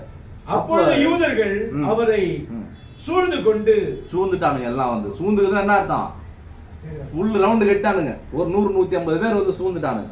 சூழ்ந்துட்டு என்ன ஆகுது பாத்தீங்கன்னா, எதுவரைக்கும் எங்கள் ஆத்துமாவுக்கு சந்தேகம் உண்டாக்குகிறீர், எது வரைக்கும் எங்க ஆத்மாவுக்கு நீங்க சந்தேகத்தையே கிளப்பி விட்டு, நீங்க பேசுறதுலாம் எங்களுக்கு சந்தேகமாவே இருக்குது. என்ன எங்க ஆத்மாவே எங்களுக்கு போன தூக்கம் வர மாட்டுது, சாப்பிட முடியல, தூங்க முடியல, நிம்மதி இல்ல, எங்களுக்கு இதை பண்ணி விடுற என்னதான் நீ கொண்டு கேக்குறான் டைரக்டா. என்ன சொல்ல படிக்க, நீர் கிறிஸ்துவானால் எங்களுக்கு தெளிவாய் சொல்லும் என்றார்கள். தலைவரே, நீங்க கிறிஸ்துவ ஒழுங்கா எனக்கு சொல்றாங்க, ஒன்னும் புரிய மாட்டுது, தூக்கம் வர மாட்டுது, ஒன்னும் வர மாட்டுது, சொல்லு எவ்வளவு நாளைக்கு தான் எங்க ஆத்மாவை போட்டு இப்படி பண்ணுவாங்க சொல்றாங்க. அதுக்கு இயேசுவுக்கு பிரயோஜனமாக அதை உங்களுக்கு சொன்னேன். நான் உங்களுக்கு முன்னாடியே சொல்லிட்டேன் பா, நான் தான் கிறிஸ்துன்றத. இவ்வளவு ஊமை சொன்னது அதுக்குதான். ஆனா நீங்க விசுவாசிக்கல, நீங்கள் விசுவாசிக்கவில்லை. என் பிதாவின் நாமத்தினாலே நான் செய்கிற கிரியைகளே என்னை குறித்து சாட்சி. நான் செய்கிற கிரியைகளை, மரித்தோரை உயிரோட எழுப்புறேன், சப்பானிகளை வந்து நடக்க வைக்கிறேன், குருடர்களை பார்வையடை செய்யறேன், நான் ஓய்வு நாள்ல இது நடக்குது அப்படின்னா கிறிஸ்துவா இருந்தா மட்டும்தான் இது நடக்கும். வேற எவனும் ஓய்வு நாள்ல எந்த கிரியும் செய்ய முடியாது. ஓய்வு நாளுக்கு அவர் பிதா ஆண்டவராக இருக்காரு, அவரோட புள்ள கிறிஸ்துவா இருக்கிறார். அதனால ஓய்வு நாள்ல இவர் செய்யறாரு. நான் கிரியையாச்சும் பார்த்துட்டு நான் கிறிஸ்து நீங்க வந்து உணர்ந்திருக்கணும். நான் கிறிஸ்துன்றதை என்னுடைய செய்கைகள் மூலமா நான் சொல்லியே தான் வரேன். நீங்க தான்ப்பா விசுவாசிக்கல, நான் அங்கேயும் போட்டு உடைச்சிடறாரு, பாயிண்ட சொல்லிடுறாரு. நீ தீர்க்கமா சொல்லு, தீர்க்கமா சொன்னா நான் செய்யறத பார்த்தாலே தெரியலையா, நான் சொல்றது நான் சும்மா சொல்றது செய்ய காட்டுறேன் எல்லாமே, இவ்வளவு அடையாளம் இவ்வளவு இது நடக்குது, இதை பார்த்து கூட நீங்க நம்மளே டைரக்டா பாயிண்ட போட்டு கேட்கிறாரு. அப்புறம் அதோட நான் உங்களுக்கு சொன்னபடியே நீங்கள் என் மந்தையில் ஆடுகளாய் இராதபடினால் விசுவாசாமல் இருக்கிறீர்கள். என் மந்தையில் இருக்கக்கூடிய ஆடுகளா இருந்திருந்தீங்கன்னா என் சத்தத்தை கேட்டு நீங்க அப்பயே புரிஞ்சுக்கிட்டு ஒத்துக்கிட்டு இருப்பீங்க. அந்த கதையை மறுபடியும் சொல்றாரு. அவங்கள்ட்ட மண்டபத்துக்கு எல்லாம் வந்துட்டாரு, இங்க வந்து கும்ப கூடங்க அப்புறம் பழைய கதையை மறுபடியும் சொல்றாரு. நான் அந்த கதையில சொன்ன மாதிரி என் மந்தையில இல்லாத ஆடு நீங்க, அதனால நீங்க விசுவாசியாம இருக்கிறீங்க அப்படி சொல்றாரு. அடுத்தது, என் ஆடுகள் என் சத்தத்துக்கு செவி கொடுக்கிறது, நான் அவைகளை அறிந்திருக்கிறேன், அவைகள் எனக்கு பின் செல்லுகிறது. என்னோட ஆடா இருந்தா அது என்ன பின்பற்றி வரும் அப்படின்றாரு. ஆனா அந்த சீசர்கள் சொல்லப்பட்ட அந்த 12 சீடர்களும் இன்னும் அநேகர்களும் இயேசு கிறிஸ்து பின்பற்றி எந்த ஊருக்கு போனாலும் பின்னாடி போயிட்டே இருந்தாங்க. அவங்க அவருடைய ஆடுகள் புரிஞ்சுக்கிட்டாங்க, இவரு தான் மேசியா என்பதை அவங்க புரிஞ்சுக்கிட்டாங்க. அடுத்தது, நான் அவைகளுக்கு ஜீவனை, நித்திய ஜீவன், நித்திய ஜீவன், நான் அவைகளுக்கு நித்திய ஜீவனை கொடுக்கிறேன். நித்திய ஜீவன் ஆடுகளுக்காக கொடுக்கப்படுறது கிடையாது, அது நித்திய ஜீவன் என்றென்றைக்கும் அழியாத வாழ்க்கை. பரலோகத்துக்கு போனாலும் அங்கேயும் ஜீவனோட தான் இருப்பான். இங்க செத்து போனா கூட இயேசு கிறிஸ்துவின் வருகையும் போது மரித்தாலும் உயிரோட அவன் வந்து எழுந்திருப்பான் அப்படின்றதுதான் வந்து அவர் அங்க வந்து சொல்றாரு.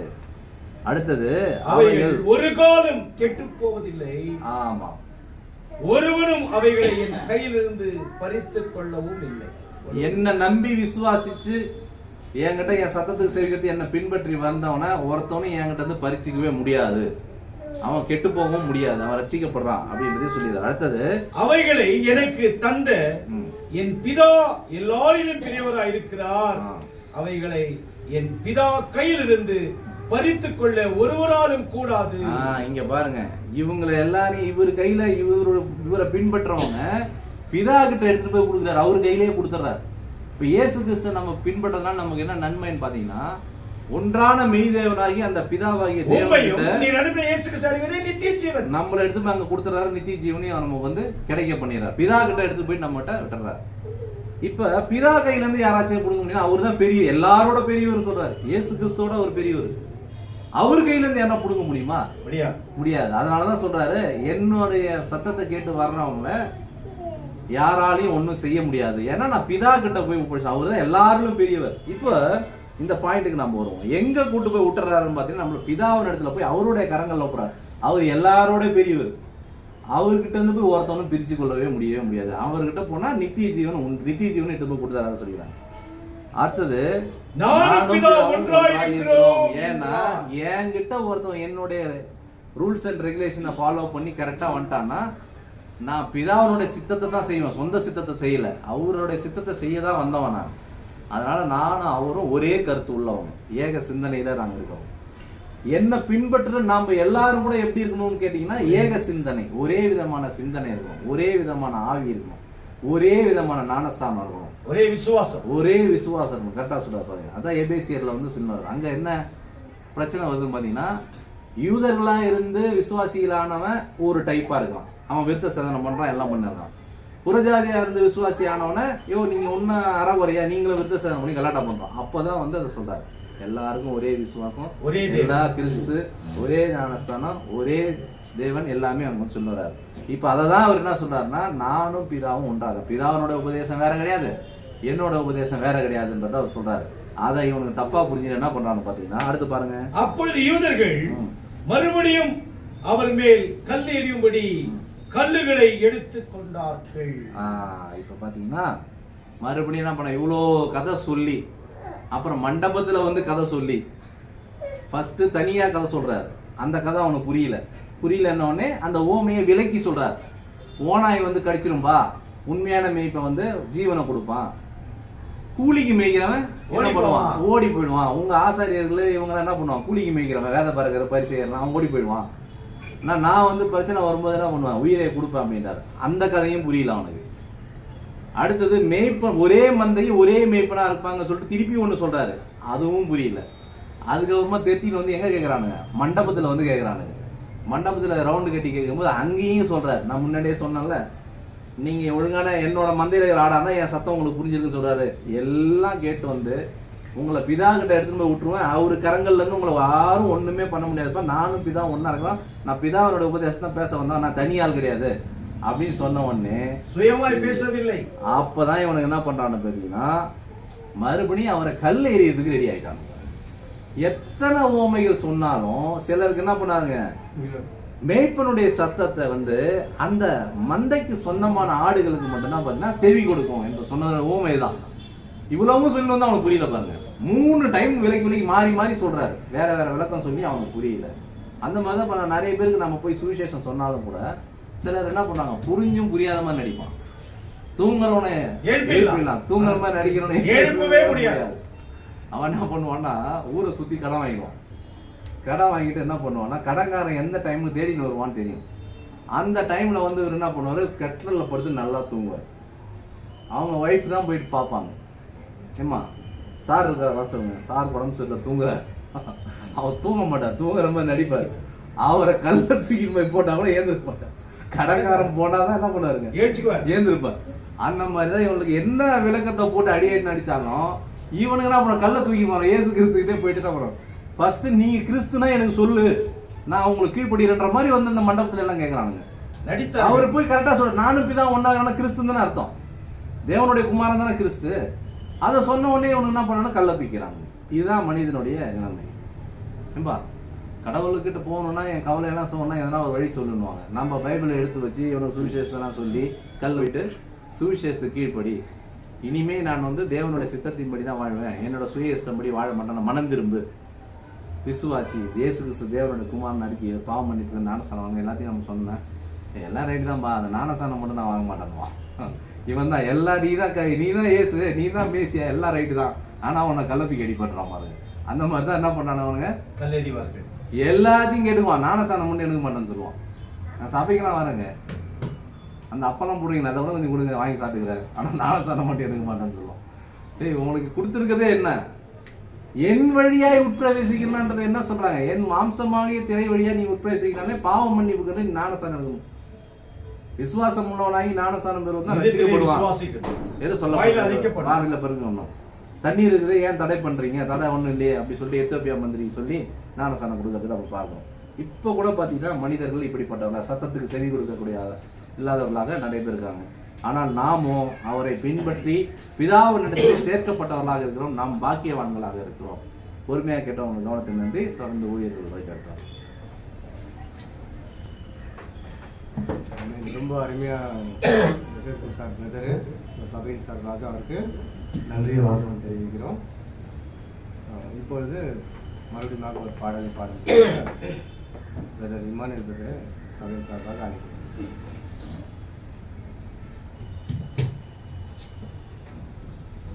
60ஆம் பாடலை பாடுவோம். அடைக்கலமே உமதடிமை நானே, ஆர்ப்பரிப்பேனே அகமகிழ்ந்தேன். கர்த்தர் நீ செய்த நன்மைகளையே நித்தம் நித்தம் நான் நினைப்பேனே. கர்த்தர் நீ செய்த நன்மைகளையே நித்தம் நித்தம் நான் நினைப்பேனே. அளவற்ற அன்பினால் அணைப்பவரே, எண்ணற்ற நன்மையால் நிறைப்பவரே. அளவற்ற அன்பினால் அணைப்பவரே, எண்ணற்ற நன்மையால் நிறைப்பவரே. மாசேனா தேவனை மகிமை பிரதாபா, பாசத்தால் பாதம் பற்றிடுவேனே. அடைக்கலமே உமதடிமை நானே, ஆர்ப்பரிப்பேனே அகமகிழ்ந்தேன். கர்த்தர் நீ செய்த நன்மைகளையே நித்தம் நித்தம் நான் நினைப்பேனே. கர்த்தர் நீ செய்த நன்மைகளையே நித்தம் நித்தம் நான் நினைப்பேனே. கர்த்தரும் செயல்கள் பெரியவர்களே, சுத்தரவும் செயல் மகத்துவமானே. கர்த்தரும் செய்கள் பெரியவர்களே, சுத்தரவும் செய்கள் மகத்துவமானே. நித்தியரேவும் நியாயங்கள் என்றும் நிற்குமே, பக்தரின் பேரின்ப பாக்கியமெதே. நித்தியவும் என்றும் நிற்குமே, பக்தரின் பேரின்ப பாக்கியமிதே. அடைக்கலமே உமதடிமை நானே, ஆர்ப்பரிப்பேனே அகமகிழ்ந்தேன். கர்த்தர் நீ செய்த நன்மைகளையே நித்தம் நித்தம் நான் நினைப்பேனே. கர்த்தர் நீ செய்த நன்மைகளையே நித்தம் நித்தம் நான் நினைப்பேனே. என்னை என்று போதித்து நடத்துபவரே, கண்ணை வைத்து ஆலோசனை சொல்லுபவரே. என்னை என்றும் போதித்து நடத்துபவரே, கண்ணை வைத்து ஆலோசனை சொல்லுபவரே. நடக்கும் வழிதனை காட்டுபவரே, நம்பி வந்தோனை இரக்கம் சூழ்ந்து கொள்ளுதே. நடக்கும் வழிதனை காட்டுபவரே, நம்பி வந்தோனை இரக்கம் சூழ்ந்து கொள்ளுதே. அடைக்கலமே உமதடிமை நானே, ஆர்ப்பரிப்பேனே அகமகிழ்ந்தேன். கர்த்தர் நீ செய்த நன்மைகளையே நித்தம் நித்தம் நான் நினைப்பேனே. கர்த்தர் நீ செய்த நன்மைகளையே நித்தம் நித்தம் நான் நினைப்பேனே. கரம் பற்றி நடத்தும் கர்த்தர் நீரல்லோ, கூப்பிட்டு என்னை குணமாக்கினீரல்லோ, கரம் பற்றி நடத்தும் கர்த்தர் நீரல்லோ, கூப்பிட்டு என்னை குணமாக்கினீரல்லோ, குழியில் விடாதபடி காத்து கொண்டீரே, அழுகையை களிப்பாக மாற்றி விட்டீரே, குழியில் விழாதபடி காத்து கொண்டீரே, அழுகையை களிப்பாக மாற்றி விட்டீரே. அடைக்கலமே உமதடிமை நானே, ஆர்ப்பரிப்பேனே அகமகிழ்ந்தேன், கர்த்தர் நீ செய்த நன்மைகளையே நித்தாம் நித்தாம் நான் நினைப்பேனே, கர்த்தர் நீ செய்த நன்மைகளையே நித்தாம் நித்தாம் நான் நினைப்பேனே. பாவங்களை மாறாதென்னை பற்றி கொண்டீரே, சாபங்களை நீக்கி சுத்தம் உள்ளம் தந்தீரே, பாவங்களை பாராதென்னை பற்றி கொண்டீரே, சாபங்களை நீக்கி சுத்தம் உள்ளம் தந்தீரே, ரட்சணியத்தின் சந்தோஷத்தை திரும்ப தந்தீரே, உற்சாக ஆவி என்னை தாங்க செய்தீரே, ரட்சணியத்தின் சந்தோஷத்தை திரும்ப தந்தீரே, உற்சாக ஆவி என்னை தாங்க செய்தீரே. அடைக்கலமே உமதடிமை நானே, ஆர்ப்பரிப்பேனே அகமகிழ்ந்தேன், கர்த்தர் நீ செய்த நன்மைகளையே நித்தாம் நித்தாம் நான் நினைப்பேனே, கர்த்தர் நீ செய்த நன்மைகளையே நித்தாம் நித்தாம் நான் நினைப்பேனே. இப்போ கர்த்தரின் பந்தியை நம்ம கர்த்தரின் பந்திக்காக ஜோசப் பிரதரை நம்ம அழைக்கிறோம்.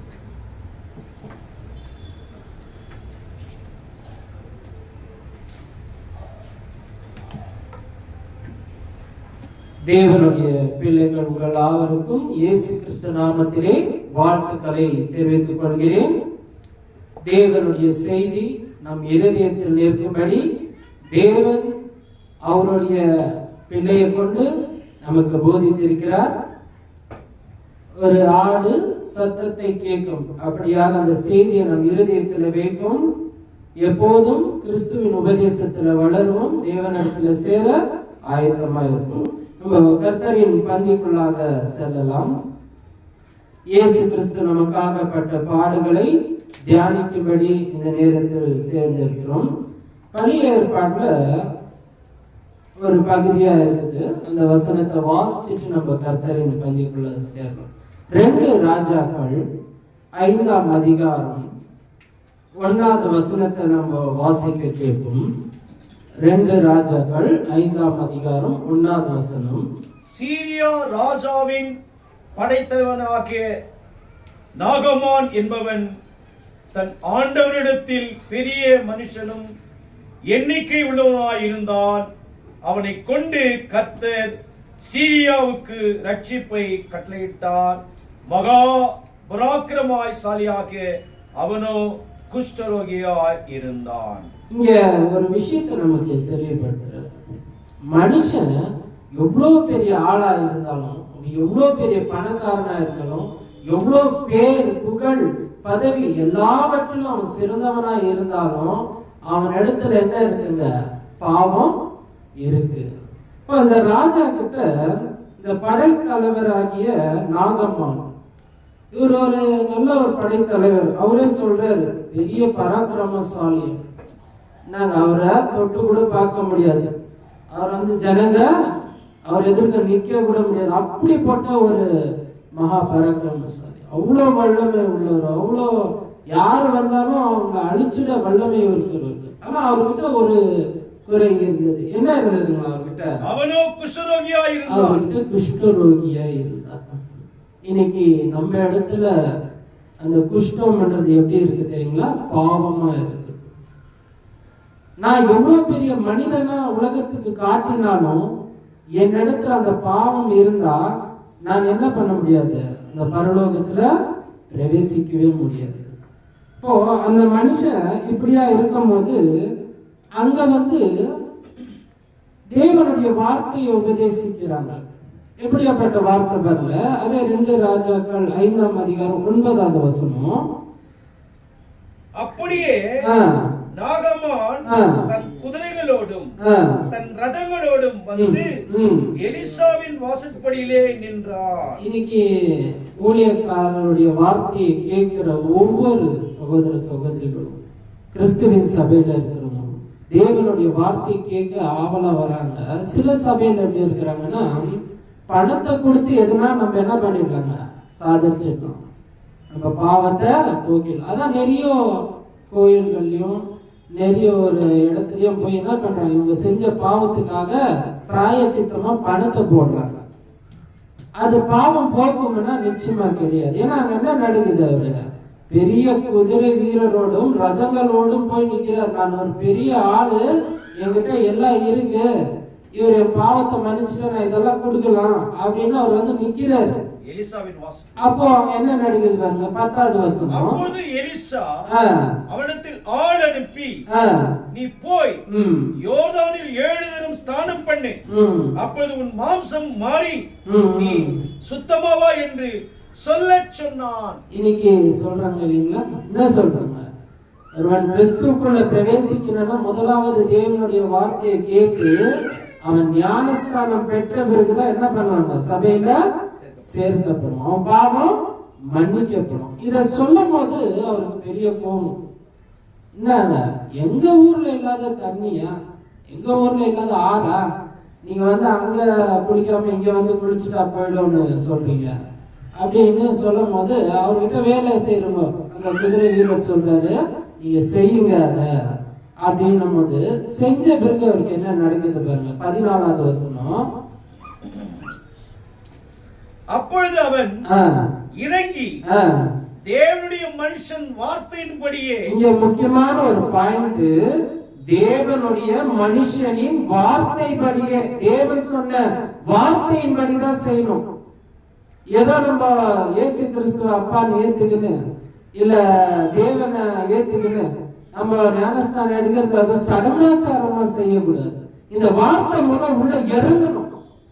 இறங்கும் போது அவன் என்ன பண்ணுவாங்க, வார்த்தையின்படியே யோர்தானின் 7 தரம் முழுகின போது, இங்க ஒரு தண்ணீரில எழுங்கி முழுமையா முழுங்கி எழுந்த போது அவனுடைய சரீரம் எப்படி இருக்கு பாருங்க, ஒரு சிறு பிள்ளையின் மாம்சத்தை போல மாறி அவன் சுத்தமானான். இப்ப நம்மள அப்படிதான் ஆக சொல்றேன். ஏன்னா இயேசு கிறிஸ்து பிள்ளைகள் என்ன சொல்றாரு, என் அருகில தடை செய்யாதீர்கள், ஏன்னா அது பரலோக ராஜ்யத்துக்கு பெற்றது. அப்போ ஒரு சிறு பிள்ளை, அந்த பிள்ளைக்கு பாவனை என்னன்னு தெரியாது, அப்படி மாறிடுவேன்றாரு. அப்போ ஒருத்தர் கிறிஸ்துவுக்குள்ள வரணும்னா அவருடைய பாடுகளை அறிந்து, அவர் நமக்காக எதற்காக மரித்தாரு, எதற்காக உயிர் தெழுந்தாரு, எதற்காக இந்த கர்த்தரின் பந்தி வச்சிருக்கிறோம்னா, கிறிஸ்துவுக்குள்ள வரும்போது சத்தியத்தை கேட்டு அவன் ஞானஸ்தானம் எடுத்து சபையில சேர்க்கும் போது வாரத்தின் முதல் நாள்ல இந்த கிறிஸ்துவின் பந்தியில என்ன பண்ணாங்க, பங்கு பெறணும். அதுதான் ஒரு முழுமையான கிறிஸ்தவர்கள். அதுதான் நமக்கு உணர்த்துறாரு. அது அந்த இனிமையான வார்த்தை பாருங்க, அவன் தண்ணீர்ல முழுகி எழுத போது சிறு பிள்ளையின் மாம்சத்தை போல், எவ்வளவு அழகா இருக்கு பாருங்க. சிறு பிள்ளைய பார்த்தாலே நம்மளுக்கு எவ்வளவு சந்தோஷமா இருக்கு. ஆனா அந்த மாம்சத்தின் போல் அதை தூக்கினோம், அதை கொஞ்சணும், அதை ஆட்டாடி நம்ம இருதயத்துல எவ்வளவு சந்தோஷம் இருக்கும். அந்த மாதிரி அந்த மனுஷன் ஒரு பெரிய மனுஷன் ஆவானா தேவன் எவ்வளவு கிருபை பாராட்டு. அதுக்கு முக்கியமானது ஒரு ரட்சிப்பு தான் கிறிஸ்து அந்த சிலுவையில மரிக்கிறவரு. சரி, இப்போ நம்ம கர்த்தர் யோவான் 3ஆம் அதிகாரம் 3ல இருந்து 5 வரைக்கும் நம்ம வாசிக்க கேட்போம். இயேசு அவனுக்கு பிரதியுத்தரமாக, ஒருவன் மறுபடியும் பிறவாவிட்டால் தேவனுடைய ராஜ்யத்தை காண மாட்டான் என்று மெய்யாக மெய்யாக உனக்கு சொல்லுகிறேன் என்றார். முதலாவது தேவனுடைய ராஜ்யத்துல பிரவேசிக்கணும்னா கிறிஸ்துவின் பாடுகளை அறிந்து ஞானஸ்தானம் பெற்று அவர் எப்படி இருக்கணுமா? தேவனுடைய மனுஷனா இருக்கணுமா? பாருங்க, அதற்கு நிக்கோதேமு, ஒரு மனுஷன் மறுபடியும் எப்படி பிறப்பான்? அவன் தன் தாயின் கர்ப்பத்தில் 2ஆம் தரம் பிரவேசித்து பிறக்க கூடுமோ என்றார். நிறைய பேர் சொல்ற ஒரு வார்த்தை, என்னது, ஞானஸ்தானம் எடுத்துட்டா நம்மள பரலோகத்துல போயிடலாமா? இது என்ன ஒரு சாதாரண பிரதர் இப்ப அதான் சொன்னாரு. ஞானஸ்தானம்ன்றது சடங்காச்சாரம் இல்லை. அதான் கிறிஸ்து சொல்றார், ஜலத்தினாலும் ஆவியினாலும் பிறவாவிட்டால் தேவனுடைய ராஜ்யத்தில் பிரவேசிக்க மாட்டார். நம்ம இப்போ கிறிஸ்து பட்ட பாடுகள் அதற்காக தான் மிக முக்கியமானது. அவருடைய பந்தியில நம்ம பங்கு பெறுவோம். நம்ம கர்த்தரின் பந்திக்குள்ளாக செல்வோம். ஒரு வசனத்தை வாசித்து நம்ம பந்திக்குள்ளாக செல்வோம். அனைவரும் எழுந்து நின்று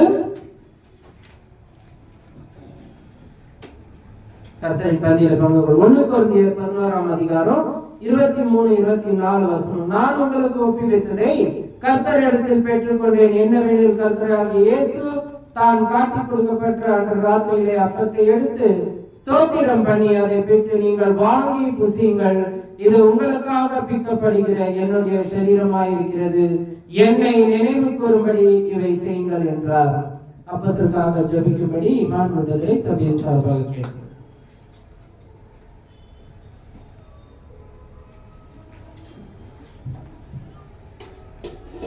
ஜெபம் செய்வோமாக. சர்வ வல்லமுள்ள பிதாவாகிய தேவனே, உடைய நேசகுமாரனாகிய கிறிஸ்துவின் மூலியமாய் என்னை எங்களை நீ சேர்த்த கிருபைக்காய் நன்றி. கிறிஸ்துவின் சரீரத்தையும் கிறிஸ்துவின் ரத்தத்தை புசிக்க முடியாது எனக்கும் எங்களுக்கு நீ தந்த கிருபைக்காய் நன்றி. சிலர் வியாதியிலும், சிலர் பலவீனப்பட்டும், சிலர் மரித்தும் இருக்கிறார்கள்.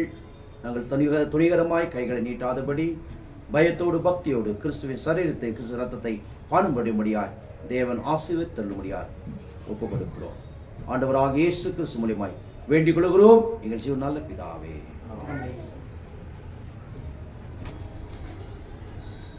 1 கொரிந்தியர் 11ஆம் அதிகாரம் 25வது வசனம். போஜனம் பண்ணிய பின்பு அவர் அந்தபடியே பாத்திரத்தை எடுத்து, இந்த பாத்திரம் என் இரத்தத்தினால் ஆகிய புதிய உடன்படிக்கையாய் இருக்கிறது, நீங்கள் இதை பானம் பண்ணும் போதெல்லாம் என்னை நினைவு கூறும்படி இதை செய்யுங்கள் என்றார்.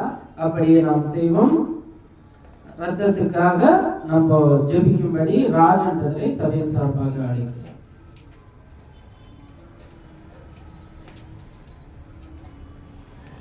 எங்கள் தேசத்துக்கு நல்ல தகப்பனே, உங்களுக்காக இந்த உலகத்துக்கு வந்து எங்களுடைய பாவத்துக்கு சிலுவையில் மறுத்து 3ஆம் நாள் உயிர்த்து எங்களுக்காக ரத்தத்தை சிந்தினீர் ராஜாவே. இந்த ரத்தத்தை வந்தது இதை வாங்கி பானம் பண்ணுங்கள் என்று சொன்னது எங்களுடைய பாவங்களை மன்னித்து புது மனுஷரா எங்களை மாற்றி அருளும்படி கர்த்தரும் ரட்சகரமா இருக்கிற இயேசுவின் நாமத்தினால் ஜெபிக்கிறேன் நல்ல தகப்பனே. அடுத்ததாக நம்ம காணிக்கை பகுதிக்குள்ளாக போகலாம். காணிக்கையானது தேவனுடைய காரியங்களுக்காக, திக்கற்ற பிள்ளைகளுக்கும் விதவைகளுக்கும் சபையின் வளர்ச்சிக்காகவும் நாம் கொடுக்கும்படி தேவன் நம்மை ஆசீர்வதிச்சிருக்கிறார். அப்படியாக நம்ம காணிக்கை பகுதிக்குள்ளாக செல்லலாம். ஜீவனுள்ள பிதாவாகிய தேவனே, எங்கள் ஆண்டவராக இயேசு கிறிஸ்து நாமத்தினாலே நீர் கொடுத்த வேலைக்காய் நன்றி செலுத்துகிறோம். நீர் கொடுத்த ஜீவனுக்காய் நன்றி செலுத்துகிறோம். நீர் கொடுத்த காணிக்கைக்காய் நன்றி செலுத்துகிறோம். 2 Corinthians 9:7 வாசிக்கிறோம். அவன் விஷ்ணமாயும் அல்ல, கட்டாயமாய் அல்ல, தன் மனதை நியமித்தபடியே கொடுக்க உற்சாகமாய் கொடு தேவன் பிரியமா இருக்கிறார். உற்சாகமாய் கொடுத்தவர்களையும் தேவன் ஆதரித்து வழிநடத்த முடிய வேண்டும். என்னை எங்களை தாழ்த்து பெருமையாக்கும். இந்த காணிக்கை ஆசீர்வதி இயேசு கிறிஸ்து மூலமாய் வேண்டிக் கொள்கிறோம் எங்கள் பரலோகத்தின் நல்ல பிதாவே.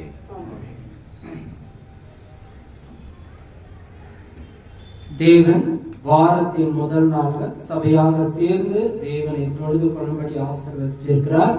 அப்படியாக நம்ம நிறைவான ஜெபத்துக்குள்ளும் அறிவிப்புகளையும் செல்லலாம்.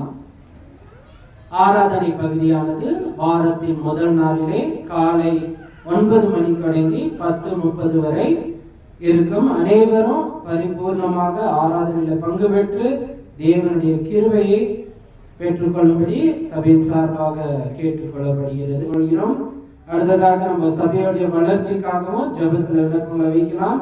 சபையில் இருக்கிற சிறு பிள்ளைகளுக்காகவும், சபையில் இருக்கிற வாலிப சகோதரி வாலிப பிள்ளைகளுக்காகவும், சகோதரர்களுக்காகவும் நம்ம ஜெபத்துல விண்ணப்பங்களை வைக்கலாம்.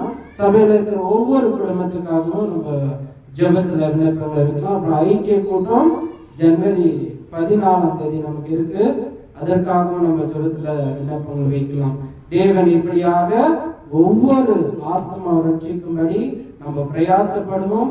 தேவனுக்கு மகிமைப்படுத்தும்படி இயேசு கிறிஸ்து மூலமாக அவரை தொழுது கொள்ளுவோம். நிறைவான ஜெபத்துல நம்ம நடத்தும்படி நம் பாண்டிச்சேரி பகுதியிலிருந்து வந்திருக்கிற தமிழ் பிரதரை சபையின் சார்பாக அழைக்கிறோம். அனைவரும் எழுந்து நின்று தலைகளை தாழ்த்தி ஜெபம் செய்வோம்.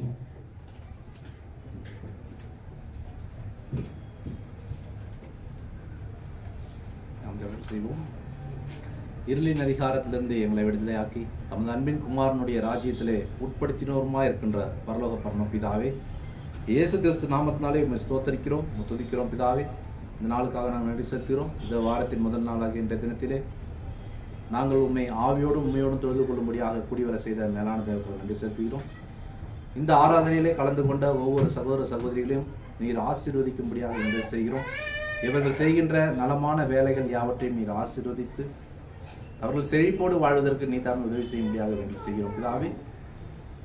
இதோ ஆசைகளை துறந்து உம்முடைய சிலுவையின் உபதேசத்தை பற்றி கொண்டு கிறிஸ்துவின் உபதேசத்திலே நிலைத்து நிற்கும்படியாக எங்களை நீ அழைத்திருக்கிறீர். நித்திய ஜீவனுக்காக எங்களை தெரிந்து கொண்டதுக்காக நன்றி செலுத்துகிறோம் பிதாவே. இந்த நன்றியுள்ள ஜெபத்தை எங்கள் மீட்பர் ரட்சிகருமாகிய இயேசு கிறிஸ்துவின் விலையேறப்பட்ட நாமத்தாலே இருக்கிறோம். ஜீவனோட நல்ல பிதாவே, ஆமென்.